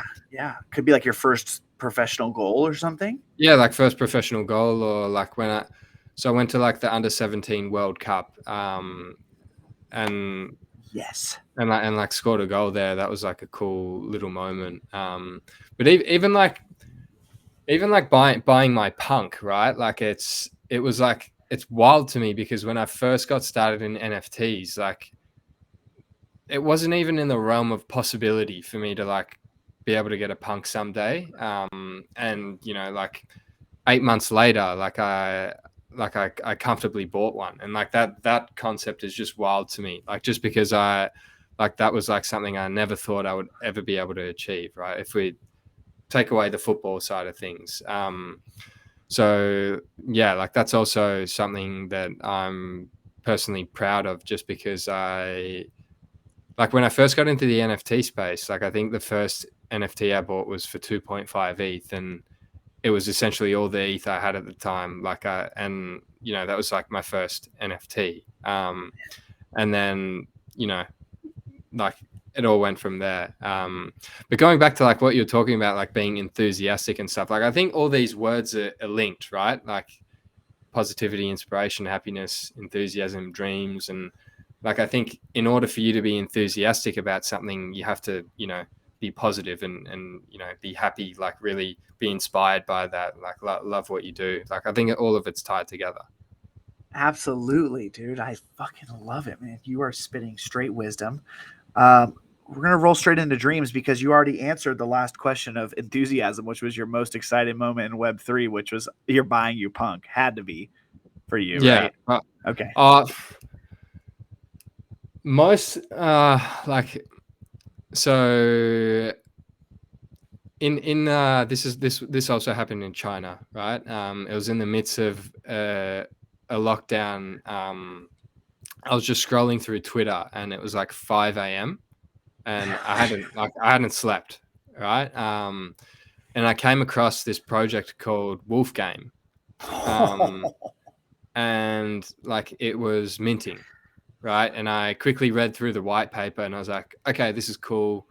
Let me mint some. I minted 10. Then I read the white paper like more thoroughly, and I was like, okay, this is really cool. Like, let's have a crack. So I minted a whole bunch of them. After day one, I had like 35 sheep and 10 wolves.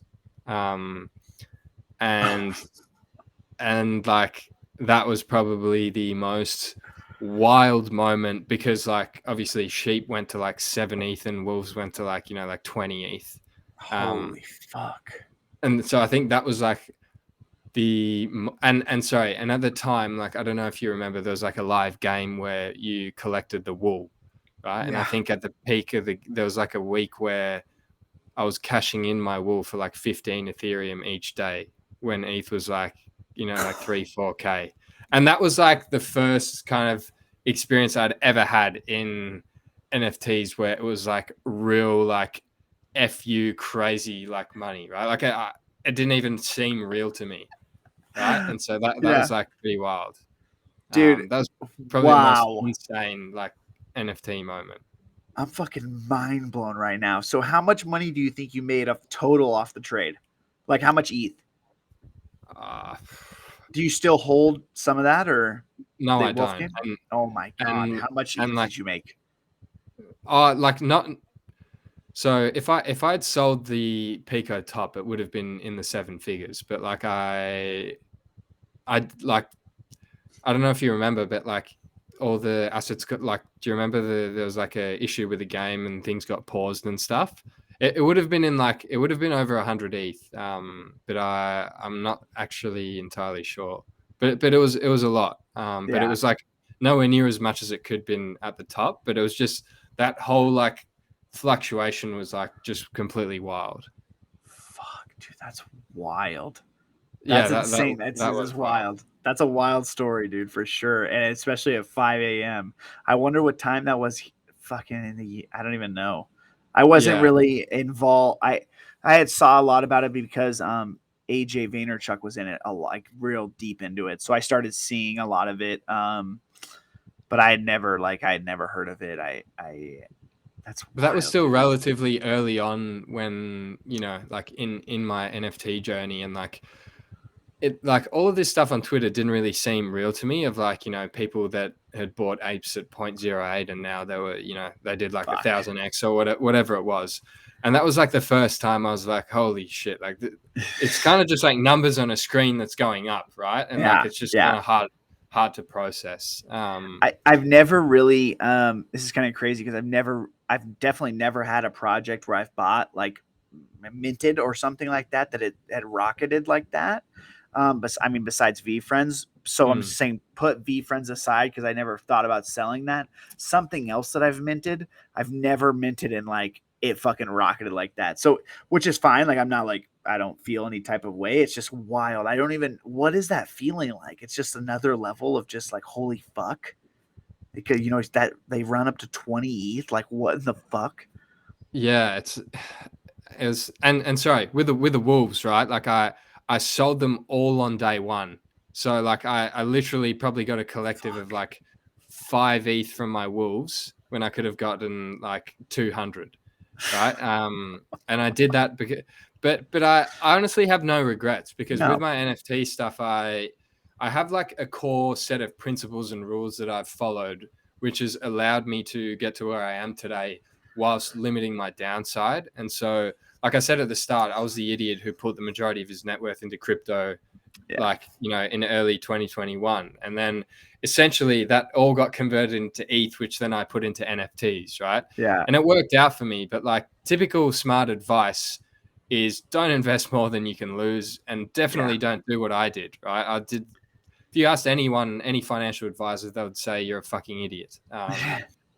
But so like for me, I really had to, like, I was completely obsessed on the research. Like I did a lot of homework and I made asymmetric bets where I felt, you know, I had limited downside. And so I played things safer, if you would say. And so I've never really been wrecked on anything. And I've always like one of my rules is, you know, take out my cost base as soon as I can. And so of course I was able to free roll 35 sheep, right? By selling my 10 wolves. And so that's what I did. But yeah, like there's been a lot of ups and downs. Like I remember early on, like, you know, when you can check the activity of certain people's wallets. And this was when I was like a rookie. I didn't know that people could like manipulate that, right?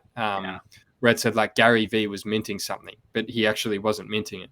And so like I followed that, and I think I lost like 1 ETH in like a rug.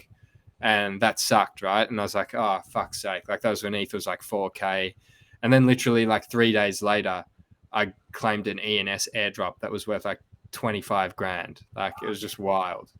And like those were just like, yeah. Did you claim that? I didn't get that, dude. How many ENS names did you have?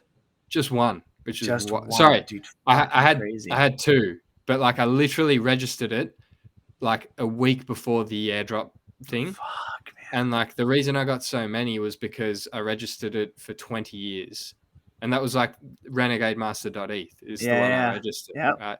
And it was crazy because I was telling my two buddies to do one, right? Yeah. Just because I was not for the airdrop, but I was saying like, get your names because like, you know, of course, like you want to do it. And they're like, I'll eventually do it.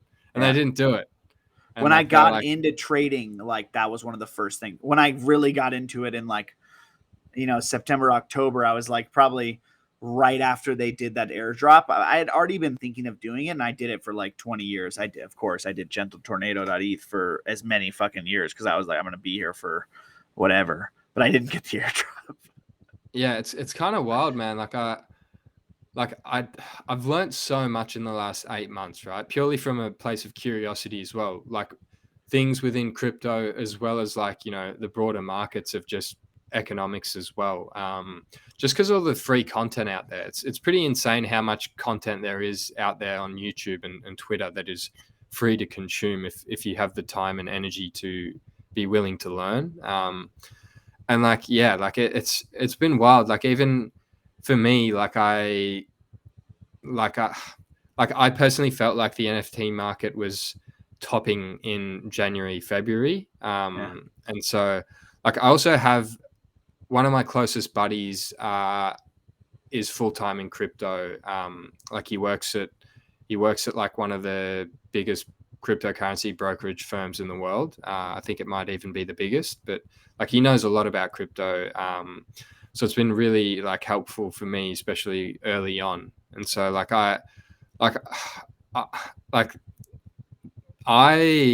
it's almost crazy because this market crash that we've kind of experienced in the last like, you know, couple months, like I've pretty much been in majority like stable coins since like January, February.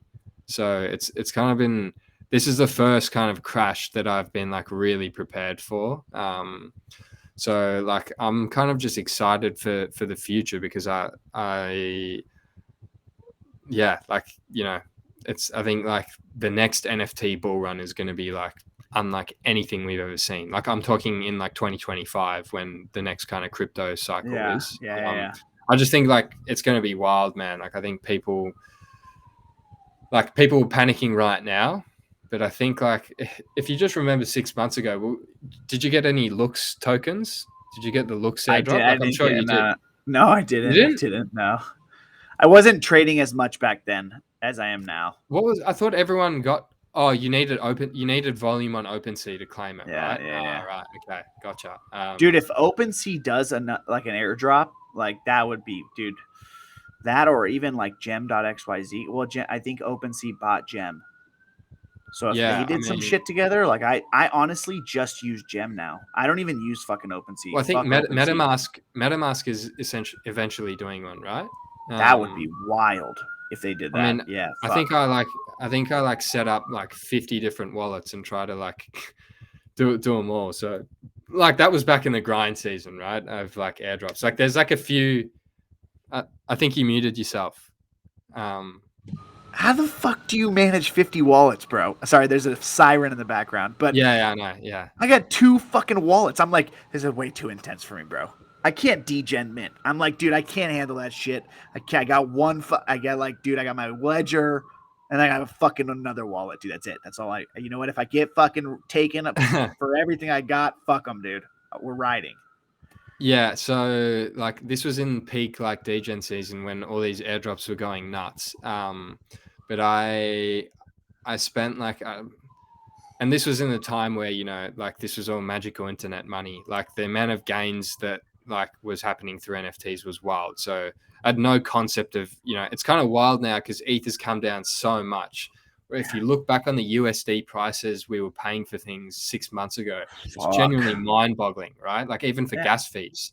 Like in peak bull season, like $100. buying an NFT was like, you know, $300. Yeah, like 100%. at one point. Like it's crazy, right? And now they're like 30 cents or 50 Yeah. cents. Like it's Yeah, wild. But like, yeah, I spent like a couple $1,000s on a few different bets where it's like they may have an airdrop in the future. Like one was MetaMask, another one was like a ZK roll up. Like, anyways, there were just a bunch of them where like I went through like 50 different wallets and try to like tick off the boxes in order to get a potential airdrop down the line. So we'll see what happens. Like maybe like if I get them on all 50, that'll be great. If not, like it's all if good. MetaMask does a fucking airdrop, man, that'll be wild. That'll bring some serious liquidity into the market. That would be like, I don't even know how they would do that. That'd be fucking crazy. Yeah, it definitely will be interesting. The like the ENS and LuxRare one was wild. So was the ApeCoin one. Like was just wild, right? Just I remember because I've followed Benjamin since literally the day I got into the space, and I remember him tweeting that he got like over 200,000 in fucking ApeCoin, and I was just like, what the fuck, man? Like I was just so mind blown. I was like just airdropped out of fucking nowhere, dude. It's just crazy, man. Because like that, like from the high of like $30, $27, like now it's like $4. So like, you know, it's just like there were people that sold their airdrop on day one at like $8, right? Who was super depressed because it went on to do a 3x from there, and now it's come all the way back down. Like it's a volatile. It's not for the weak stomached, right? And have you bought any more ApeCoin? Have you? No, I don't have any. I don't have any ApeCoin. So like my personal strategy right now is that like I have my Punk. I have a few I have a few Max Paints from Xcopy. I have a few Xcopy pieces. Aside from that, I bought some Bitcoin today actually, around like the 19,000 to like 19.3, as part of like my long-term like bag. But pretty much for the next like 6 to 12 months, like I'm still very much heavy in cash. And I'm pretty much only going to be buying Bitcoin and ETH. And I, like for me personally, I don't really touch too many altcoins. But I mean, if we really see like a really crazy Bitcoin dump to like $10,000 or something, like $12,000, then at that point, maybe I'll have a look at some of these altcoins. But yeah, like I'm still very much on the, like, I think from all the people that I've spoken to that have been around since like 2012, 2013, like a key thing that I've learned from them is that like they, like with NFTs, they play it such on the safe side where like, you know, aside from things like punks, fine art, like they pretty much think that everything's going to zero, right? Like, okay, like, sorry, I'm not talking about things like VFriends and Moonbirds and CloneX, but like all the other stuff. It's just been interesting to see, because when I first got into the space, I was like, I'd buy something and like I wouldn't ever think of selling it, right? But I think like what I've noticed is these guys that are very successful are very emotionless, and like they're like brutal profit takers, and they leave like so much upside on the table by selling early, but then in times like this, they're like not impacted at all, right? Whereas like I think a lot of people who, you know, like I think I posted a tweet a while back and it was like, if you minted a Bored Ape for 0.08 and you still hold it till today, this was when the floor was like 140 ETH, like you have to be a psychopath, right? And it's like those same people that held those apes all the way up to 140 have probably held them all the way back down to where they are today, right? And you have to be that type of crazy to be able to hold an asset from a couple $100 to like $500,000, right? Like think about the gold ape, dude. We were talking about this on the spaces last Friday. We were talking about, it was like 980 ETH or some shit like that. It was like 1.1 million, I think, is a one offer got accepted on a gold ape. And I was like, but yeah, I'm taking that. And I'm buying 4 floor apes and I'm taking 600K put my 40% taxes aside. Let's fucking ride, bro. What the Yeah. what the Yeah. fuck? Come Wild. on. You got to So have I was some dumb actually money. So there's a person on Twitter called Hemba, right? He's the #1 CryptoPunk claimer back in 2017. So I'm sure every single NFT degen in history has had the dream of, okay, if I had a time machine, I would go back in 2017 and claim as many CryptoPunks as I could. Of course. This guy claimed 1,054 CryptoPunks in 2017. He was the #1 claimer. He also claimed like 72 autoglyphs. So he's like the #1 glyph claimer. So he's from Australia. So I was on the phone with him for about an hour. We were just chatting all things NFTs and punks. And like, it was wild to hear his story. Yeah, it's just completely insane. What the fuck what did he do? How many does he have left? So he's got one V2 punk left, and he has like heaps of V1s, which is interesting. Yeah. Well, yours is a V1? No. So the V2 punks is like the ones with like a 80 ETH floor, and the V1s are like they're like the ones that had the bug in the smart contract. How much are the V1s worth? Are they worth anything? Yeah, so they're currently worth around like 8 ETH, I think. So I've got one of each. You do have a V1. I've got a V1 and a V2. Yeah, I honestly think. Were you listening to the Nifty Spaces the other day where like they were talking about V1s for a little bit? Yeah. It's a good play.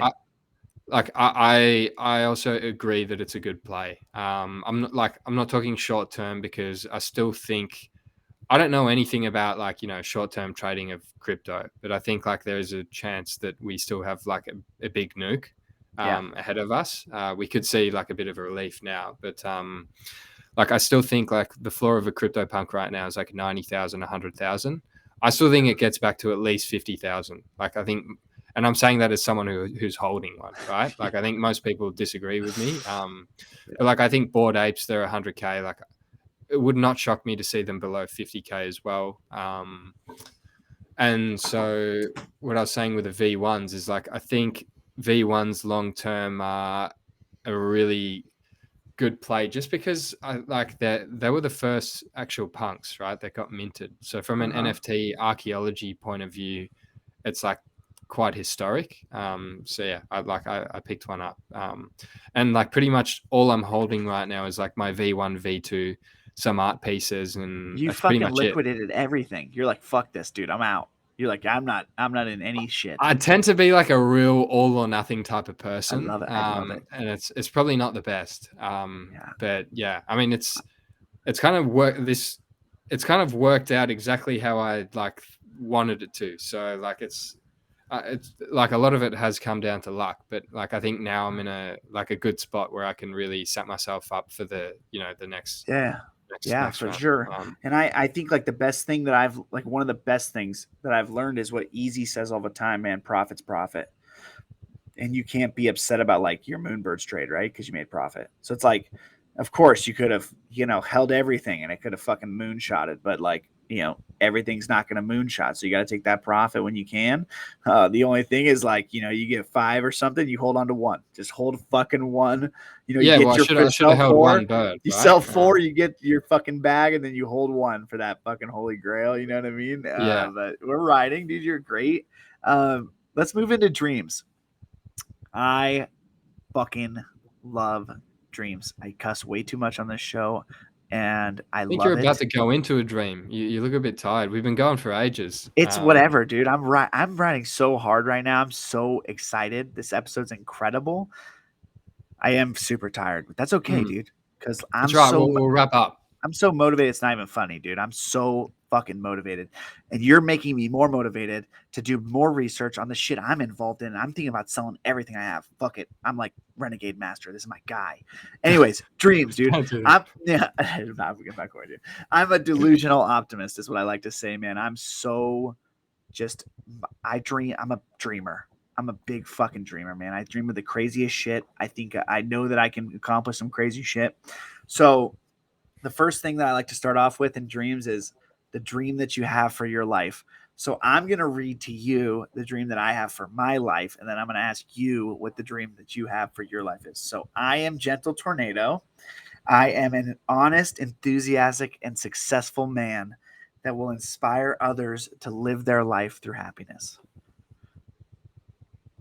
That is a great message, and I think you're doing that. Thanks, dude. Thank you.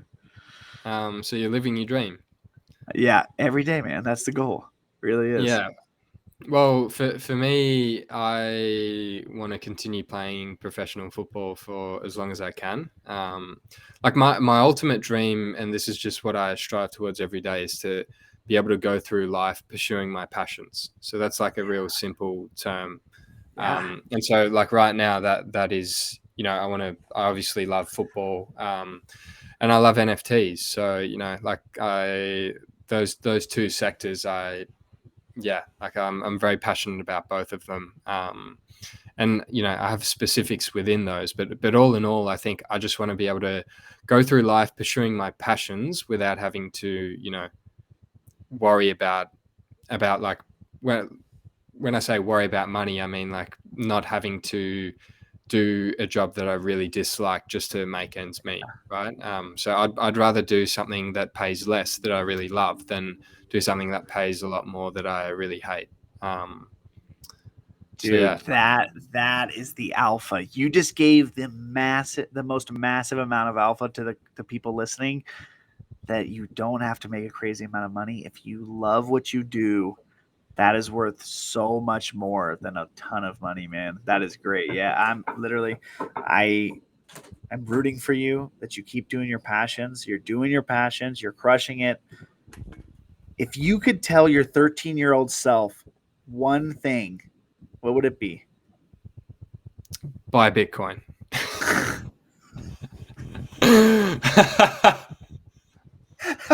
Yes. Buy some Bitcoin, buy some ETH when it comes out, and claim 1,000 CryptoPunks. Okay, so it's a more serious answer. I cannot wait to clip that. I cannot wait to clip that. That is going to be a hit for sure. But it would just be pretty much what I've done most of my life, which is just like don't stop dreaming and continue to chase your dreams. Like things have a way of working out. So yeah, it would be to dream big and to follow your dreams. That's fucking awesome, man. Do you have any crazy dreams? Obviously, you play professional soccer, so that was a dream. Do you have any bigger? Like, do you have anything bigger than that? Yeah, well, if I'd love to one day play in the Premier League. Go to a World Cup. Like even having a family, that's a dream down the line. Like I'm still 23, still a long way to go. Definitely not thinking about marriage anytime soon. But even I'd be very interested in starting my own NFT project down the line. But right now I'm just like, that's still a long ways away. But yeah, like I think, and traveling, I definitely want to travel around, every country in the world someday if I can. Yeah, that's so cool, man. You're going to Bali with your siblings. How old are your brother and sister? They're 19. Holy shit! You guys are gonna have the best fucking time. Yeah, just you three? Is it just you three? Just our three, yeah. So it was a bit of a whim, bit of a spontaneous trip. So it should be good. That's what I'm talking about. Yeah, that's what I'm talking about. Yeah, so I don't typically get a lot of time to be able to go on holiday. But actually, like I tore my hamstring like 4 weeks ago. So it's kind of like in the midst of my rehab. I'm getting away for a bit. So yeah. How much longer do you have? Probably like another 3 or 4 weeks to like fully. Yeah, probably another 4 to 6. Yeah. It was like a pretty bad one. It was like a 17 centimeter tear. So. Oh shit. Yeah, that's all right though. Well, it's not great, but hey, we're riding, dude. You're doing it. Yep. Just do your rehab, dude. I'm gonna be honest with you. When you say 17 centimeter, it makes it sound way worse. If you were just like, yeah, I tore my hamstring, we'd be like, oh shit, that's pretty serious. But you're like, no, I tore it 17 centimeters, motherfuckers, and I'm out here still riding. We're doing it. All right, dude. one of the final things that we like to talk about on this podcast is something that me and my wife are, I would say, obsessed with right now. We're wanting to move to a different state. And so with the market conditions, with the country conditions, with the world conditions, as far as like the US, we're in a recession right now. It's probably not going to be as soon as I would like. So we are obsessed right now with living in the now. So that's every single day, every single relationship that we have with our friends, with our kids' friends, with all that. We're super focused on that, making the best out of the moments that we have right now. What would you say to that? Like, are you someone that does that, lives in the now? Are you someone that works on that? How do you feel about that? I think one of the biggest things I've learned in life, in general, is to focus on what you can control, right? And I think people tend to worry a lot and stress a lot about things they can't control. A lot of that happens to do with things that might be coming up in the future or have already happened in the past. But I think, like you just said, living in the now means, looking at what's in front of you and things you can directly affect, right, on a day-to-day basis. And I think by doing that, you tend to eliminate a lot of worries and stress from your life. So I definitely follow that ethos for sure. And to, take things one step at a time, one day at a time, and things tend to work out, right? There's no point worrying about something that might happen in the future or might not. You literally have zero control over it. But if you focus on things you can do every single day that are right in front of you, step by step, I think that leads to good things. Dude, I love that. I love that you said the worrying thing. I'm a big believer in saying this, dude. Does worrying help? No, it never helps, because you can only control the things that you have control over, and you can only move forward with the things that you have control over. So I love that you said that. I'm going to share my screen right now. It's one of the most important things in my life. It's this poem called The Dash, and I'm going to read it to you. It's by Linda Ellis, and it says, I read of a man who stood to speak at a funeral of a friend. He referred to the dates on her casket from beginning to the end. He noted that first came the date of her birth and spoke of the following date with tears. But he said what mattered most of all was the dash between those years. For that dash represents all the time that she spent alive on earth, and now only those who loved her know what that little line is worth. For it matters not how much we own, the cars, the house, the cash. What matters is how we live and love and how we spend our dash. So think about this long and hard. Are there things you would like to change? For you never know how much time is left that can still be rearranged. If we could just slow down enough to consider what is true and real, and always try to understand the way other people feel, and be less quick to anger and show appreciation more, and love the people in our lives like we have never loved before.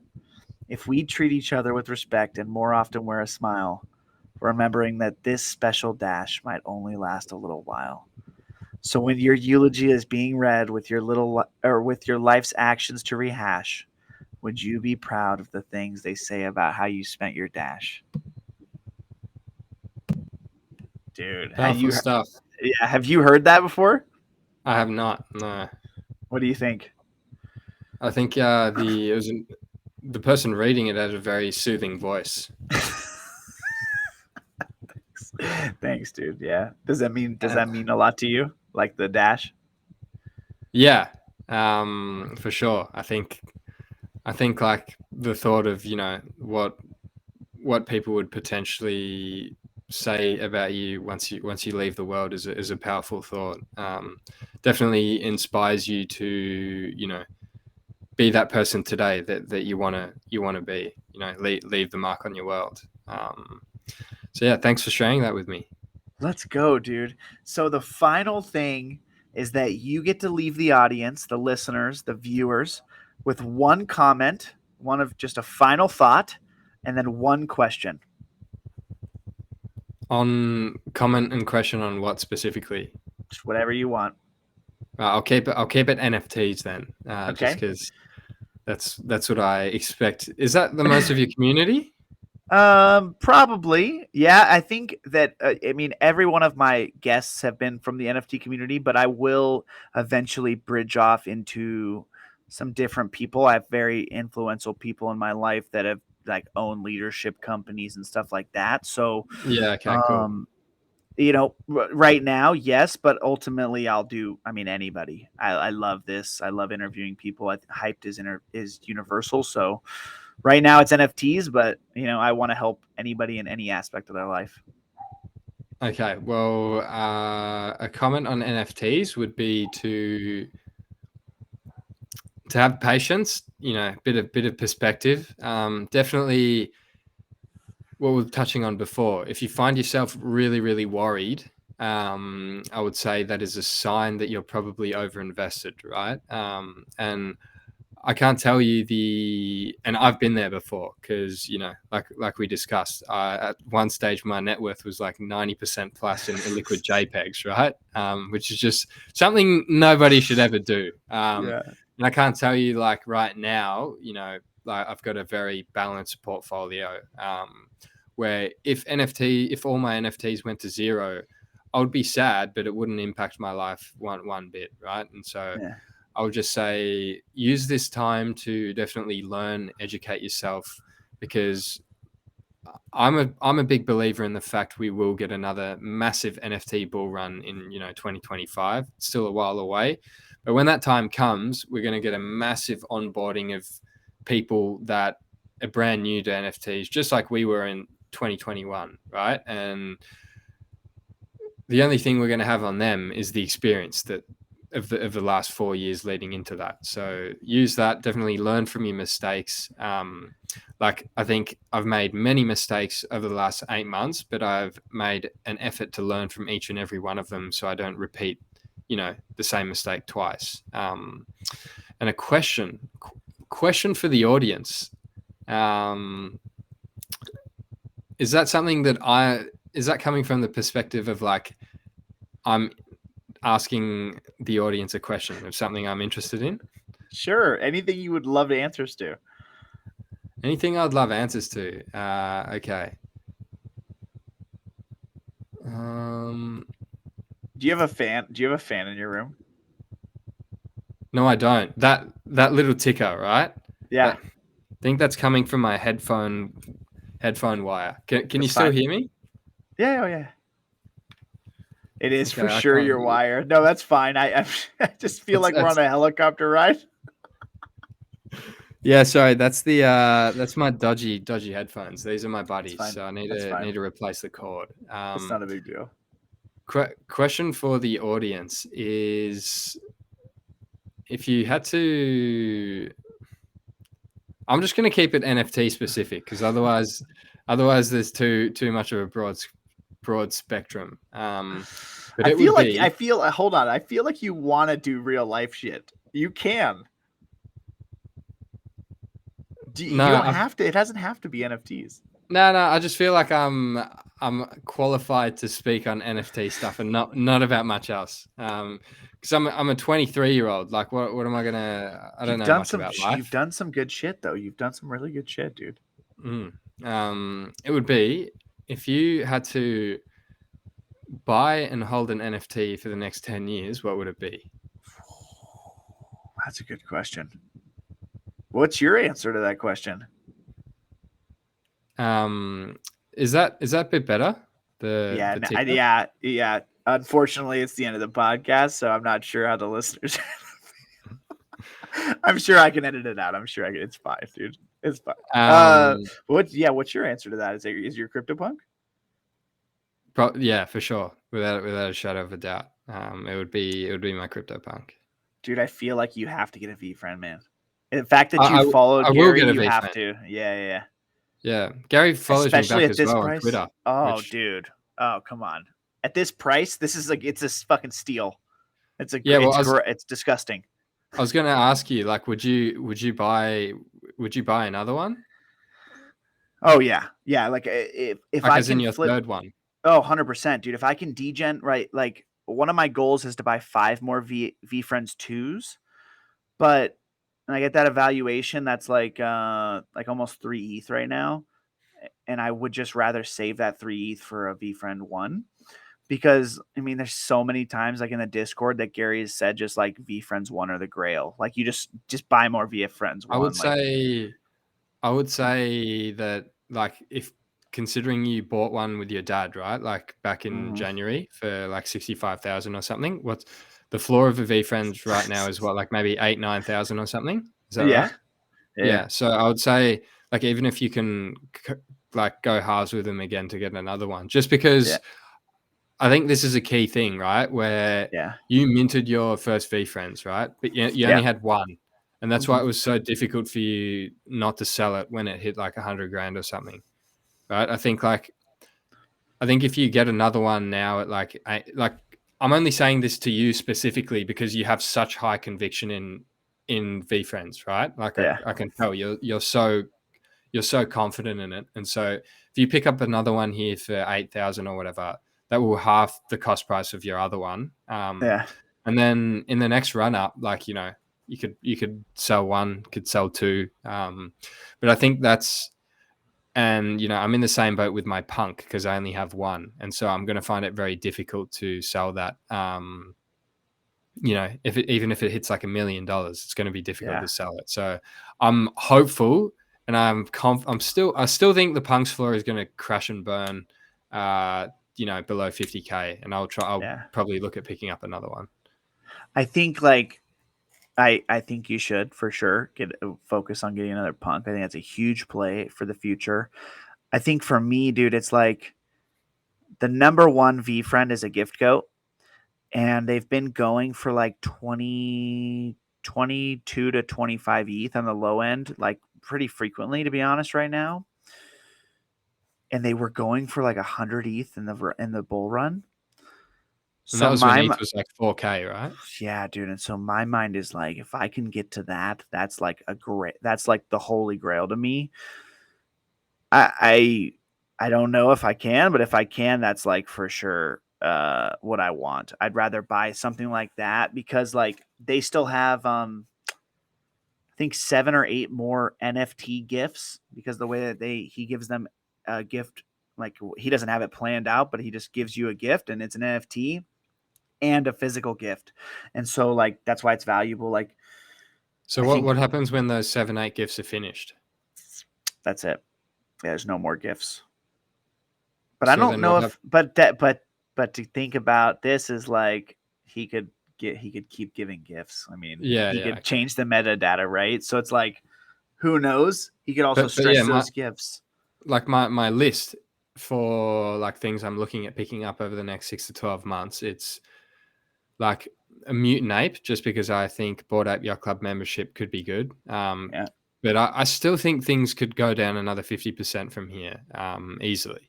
But it's like Mutant Ape, Moonbirds, Clone X. Like I think the artifact ecosystem is like this will be an unpopular opinion, but I think the artifact ecosystem has a real shot at overtaking Yuga and becoming the number one ecosystem over the next kind of decade if Yuga dropped the ball, right, with the other side and stuff.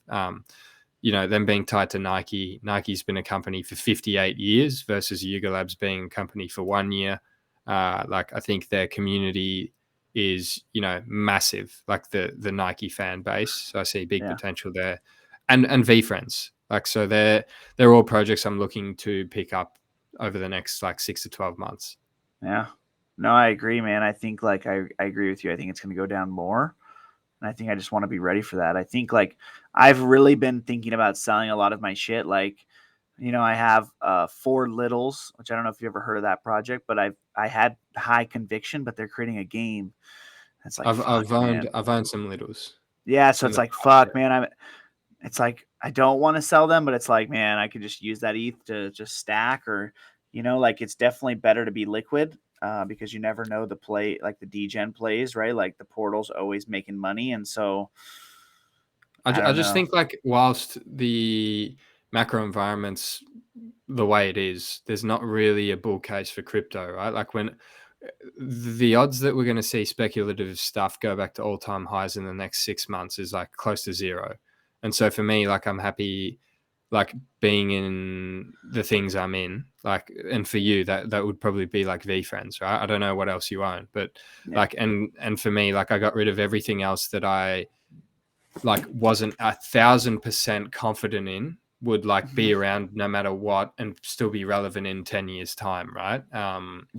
And like I'm sitting on my hands with the rest, and if they get to prices where I think, okay, this is a no-brainer, I'll jump in. Yeah, no, I agree with that. I think that's a good place to end. This is the Hyped Happy Hour, episode 8. It's been a very long episode. Yes, but you crushed it, dude. You crushed it. It was an easy conversation. It was a good conversation. It was a lot of value for the viewers, a lot of your story that was just amazing. And I'm Gentle Tornado here on this ride to take you guys on just a journey full of positivity. Like, share, subscribe, share this with anybody that you think will get value out of it. And thank you for coming on. Thanks for having me.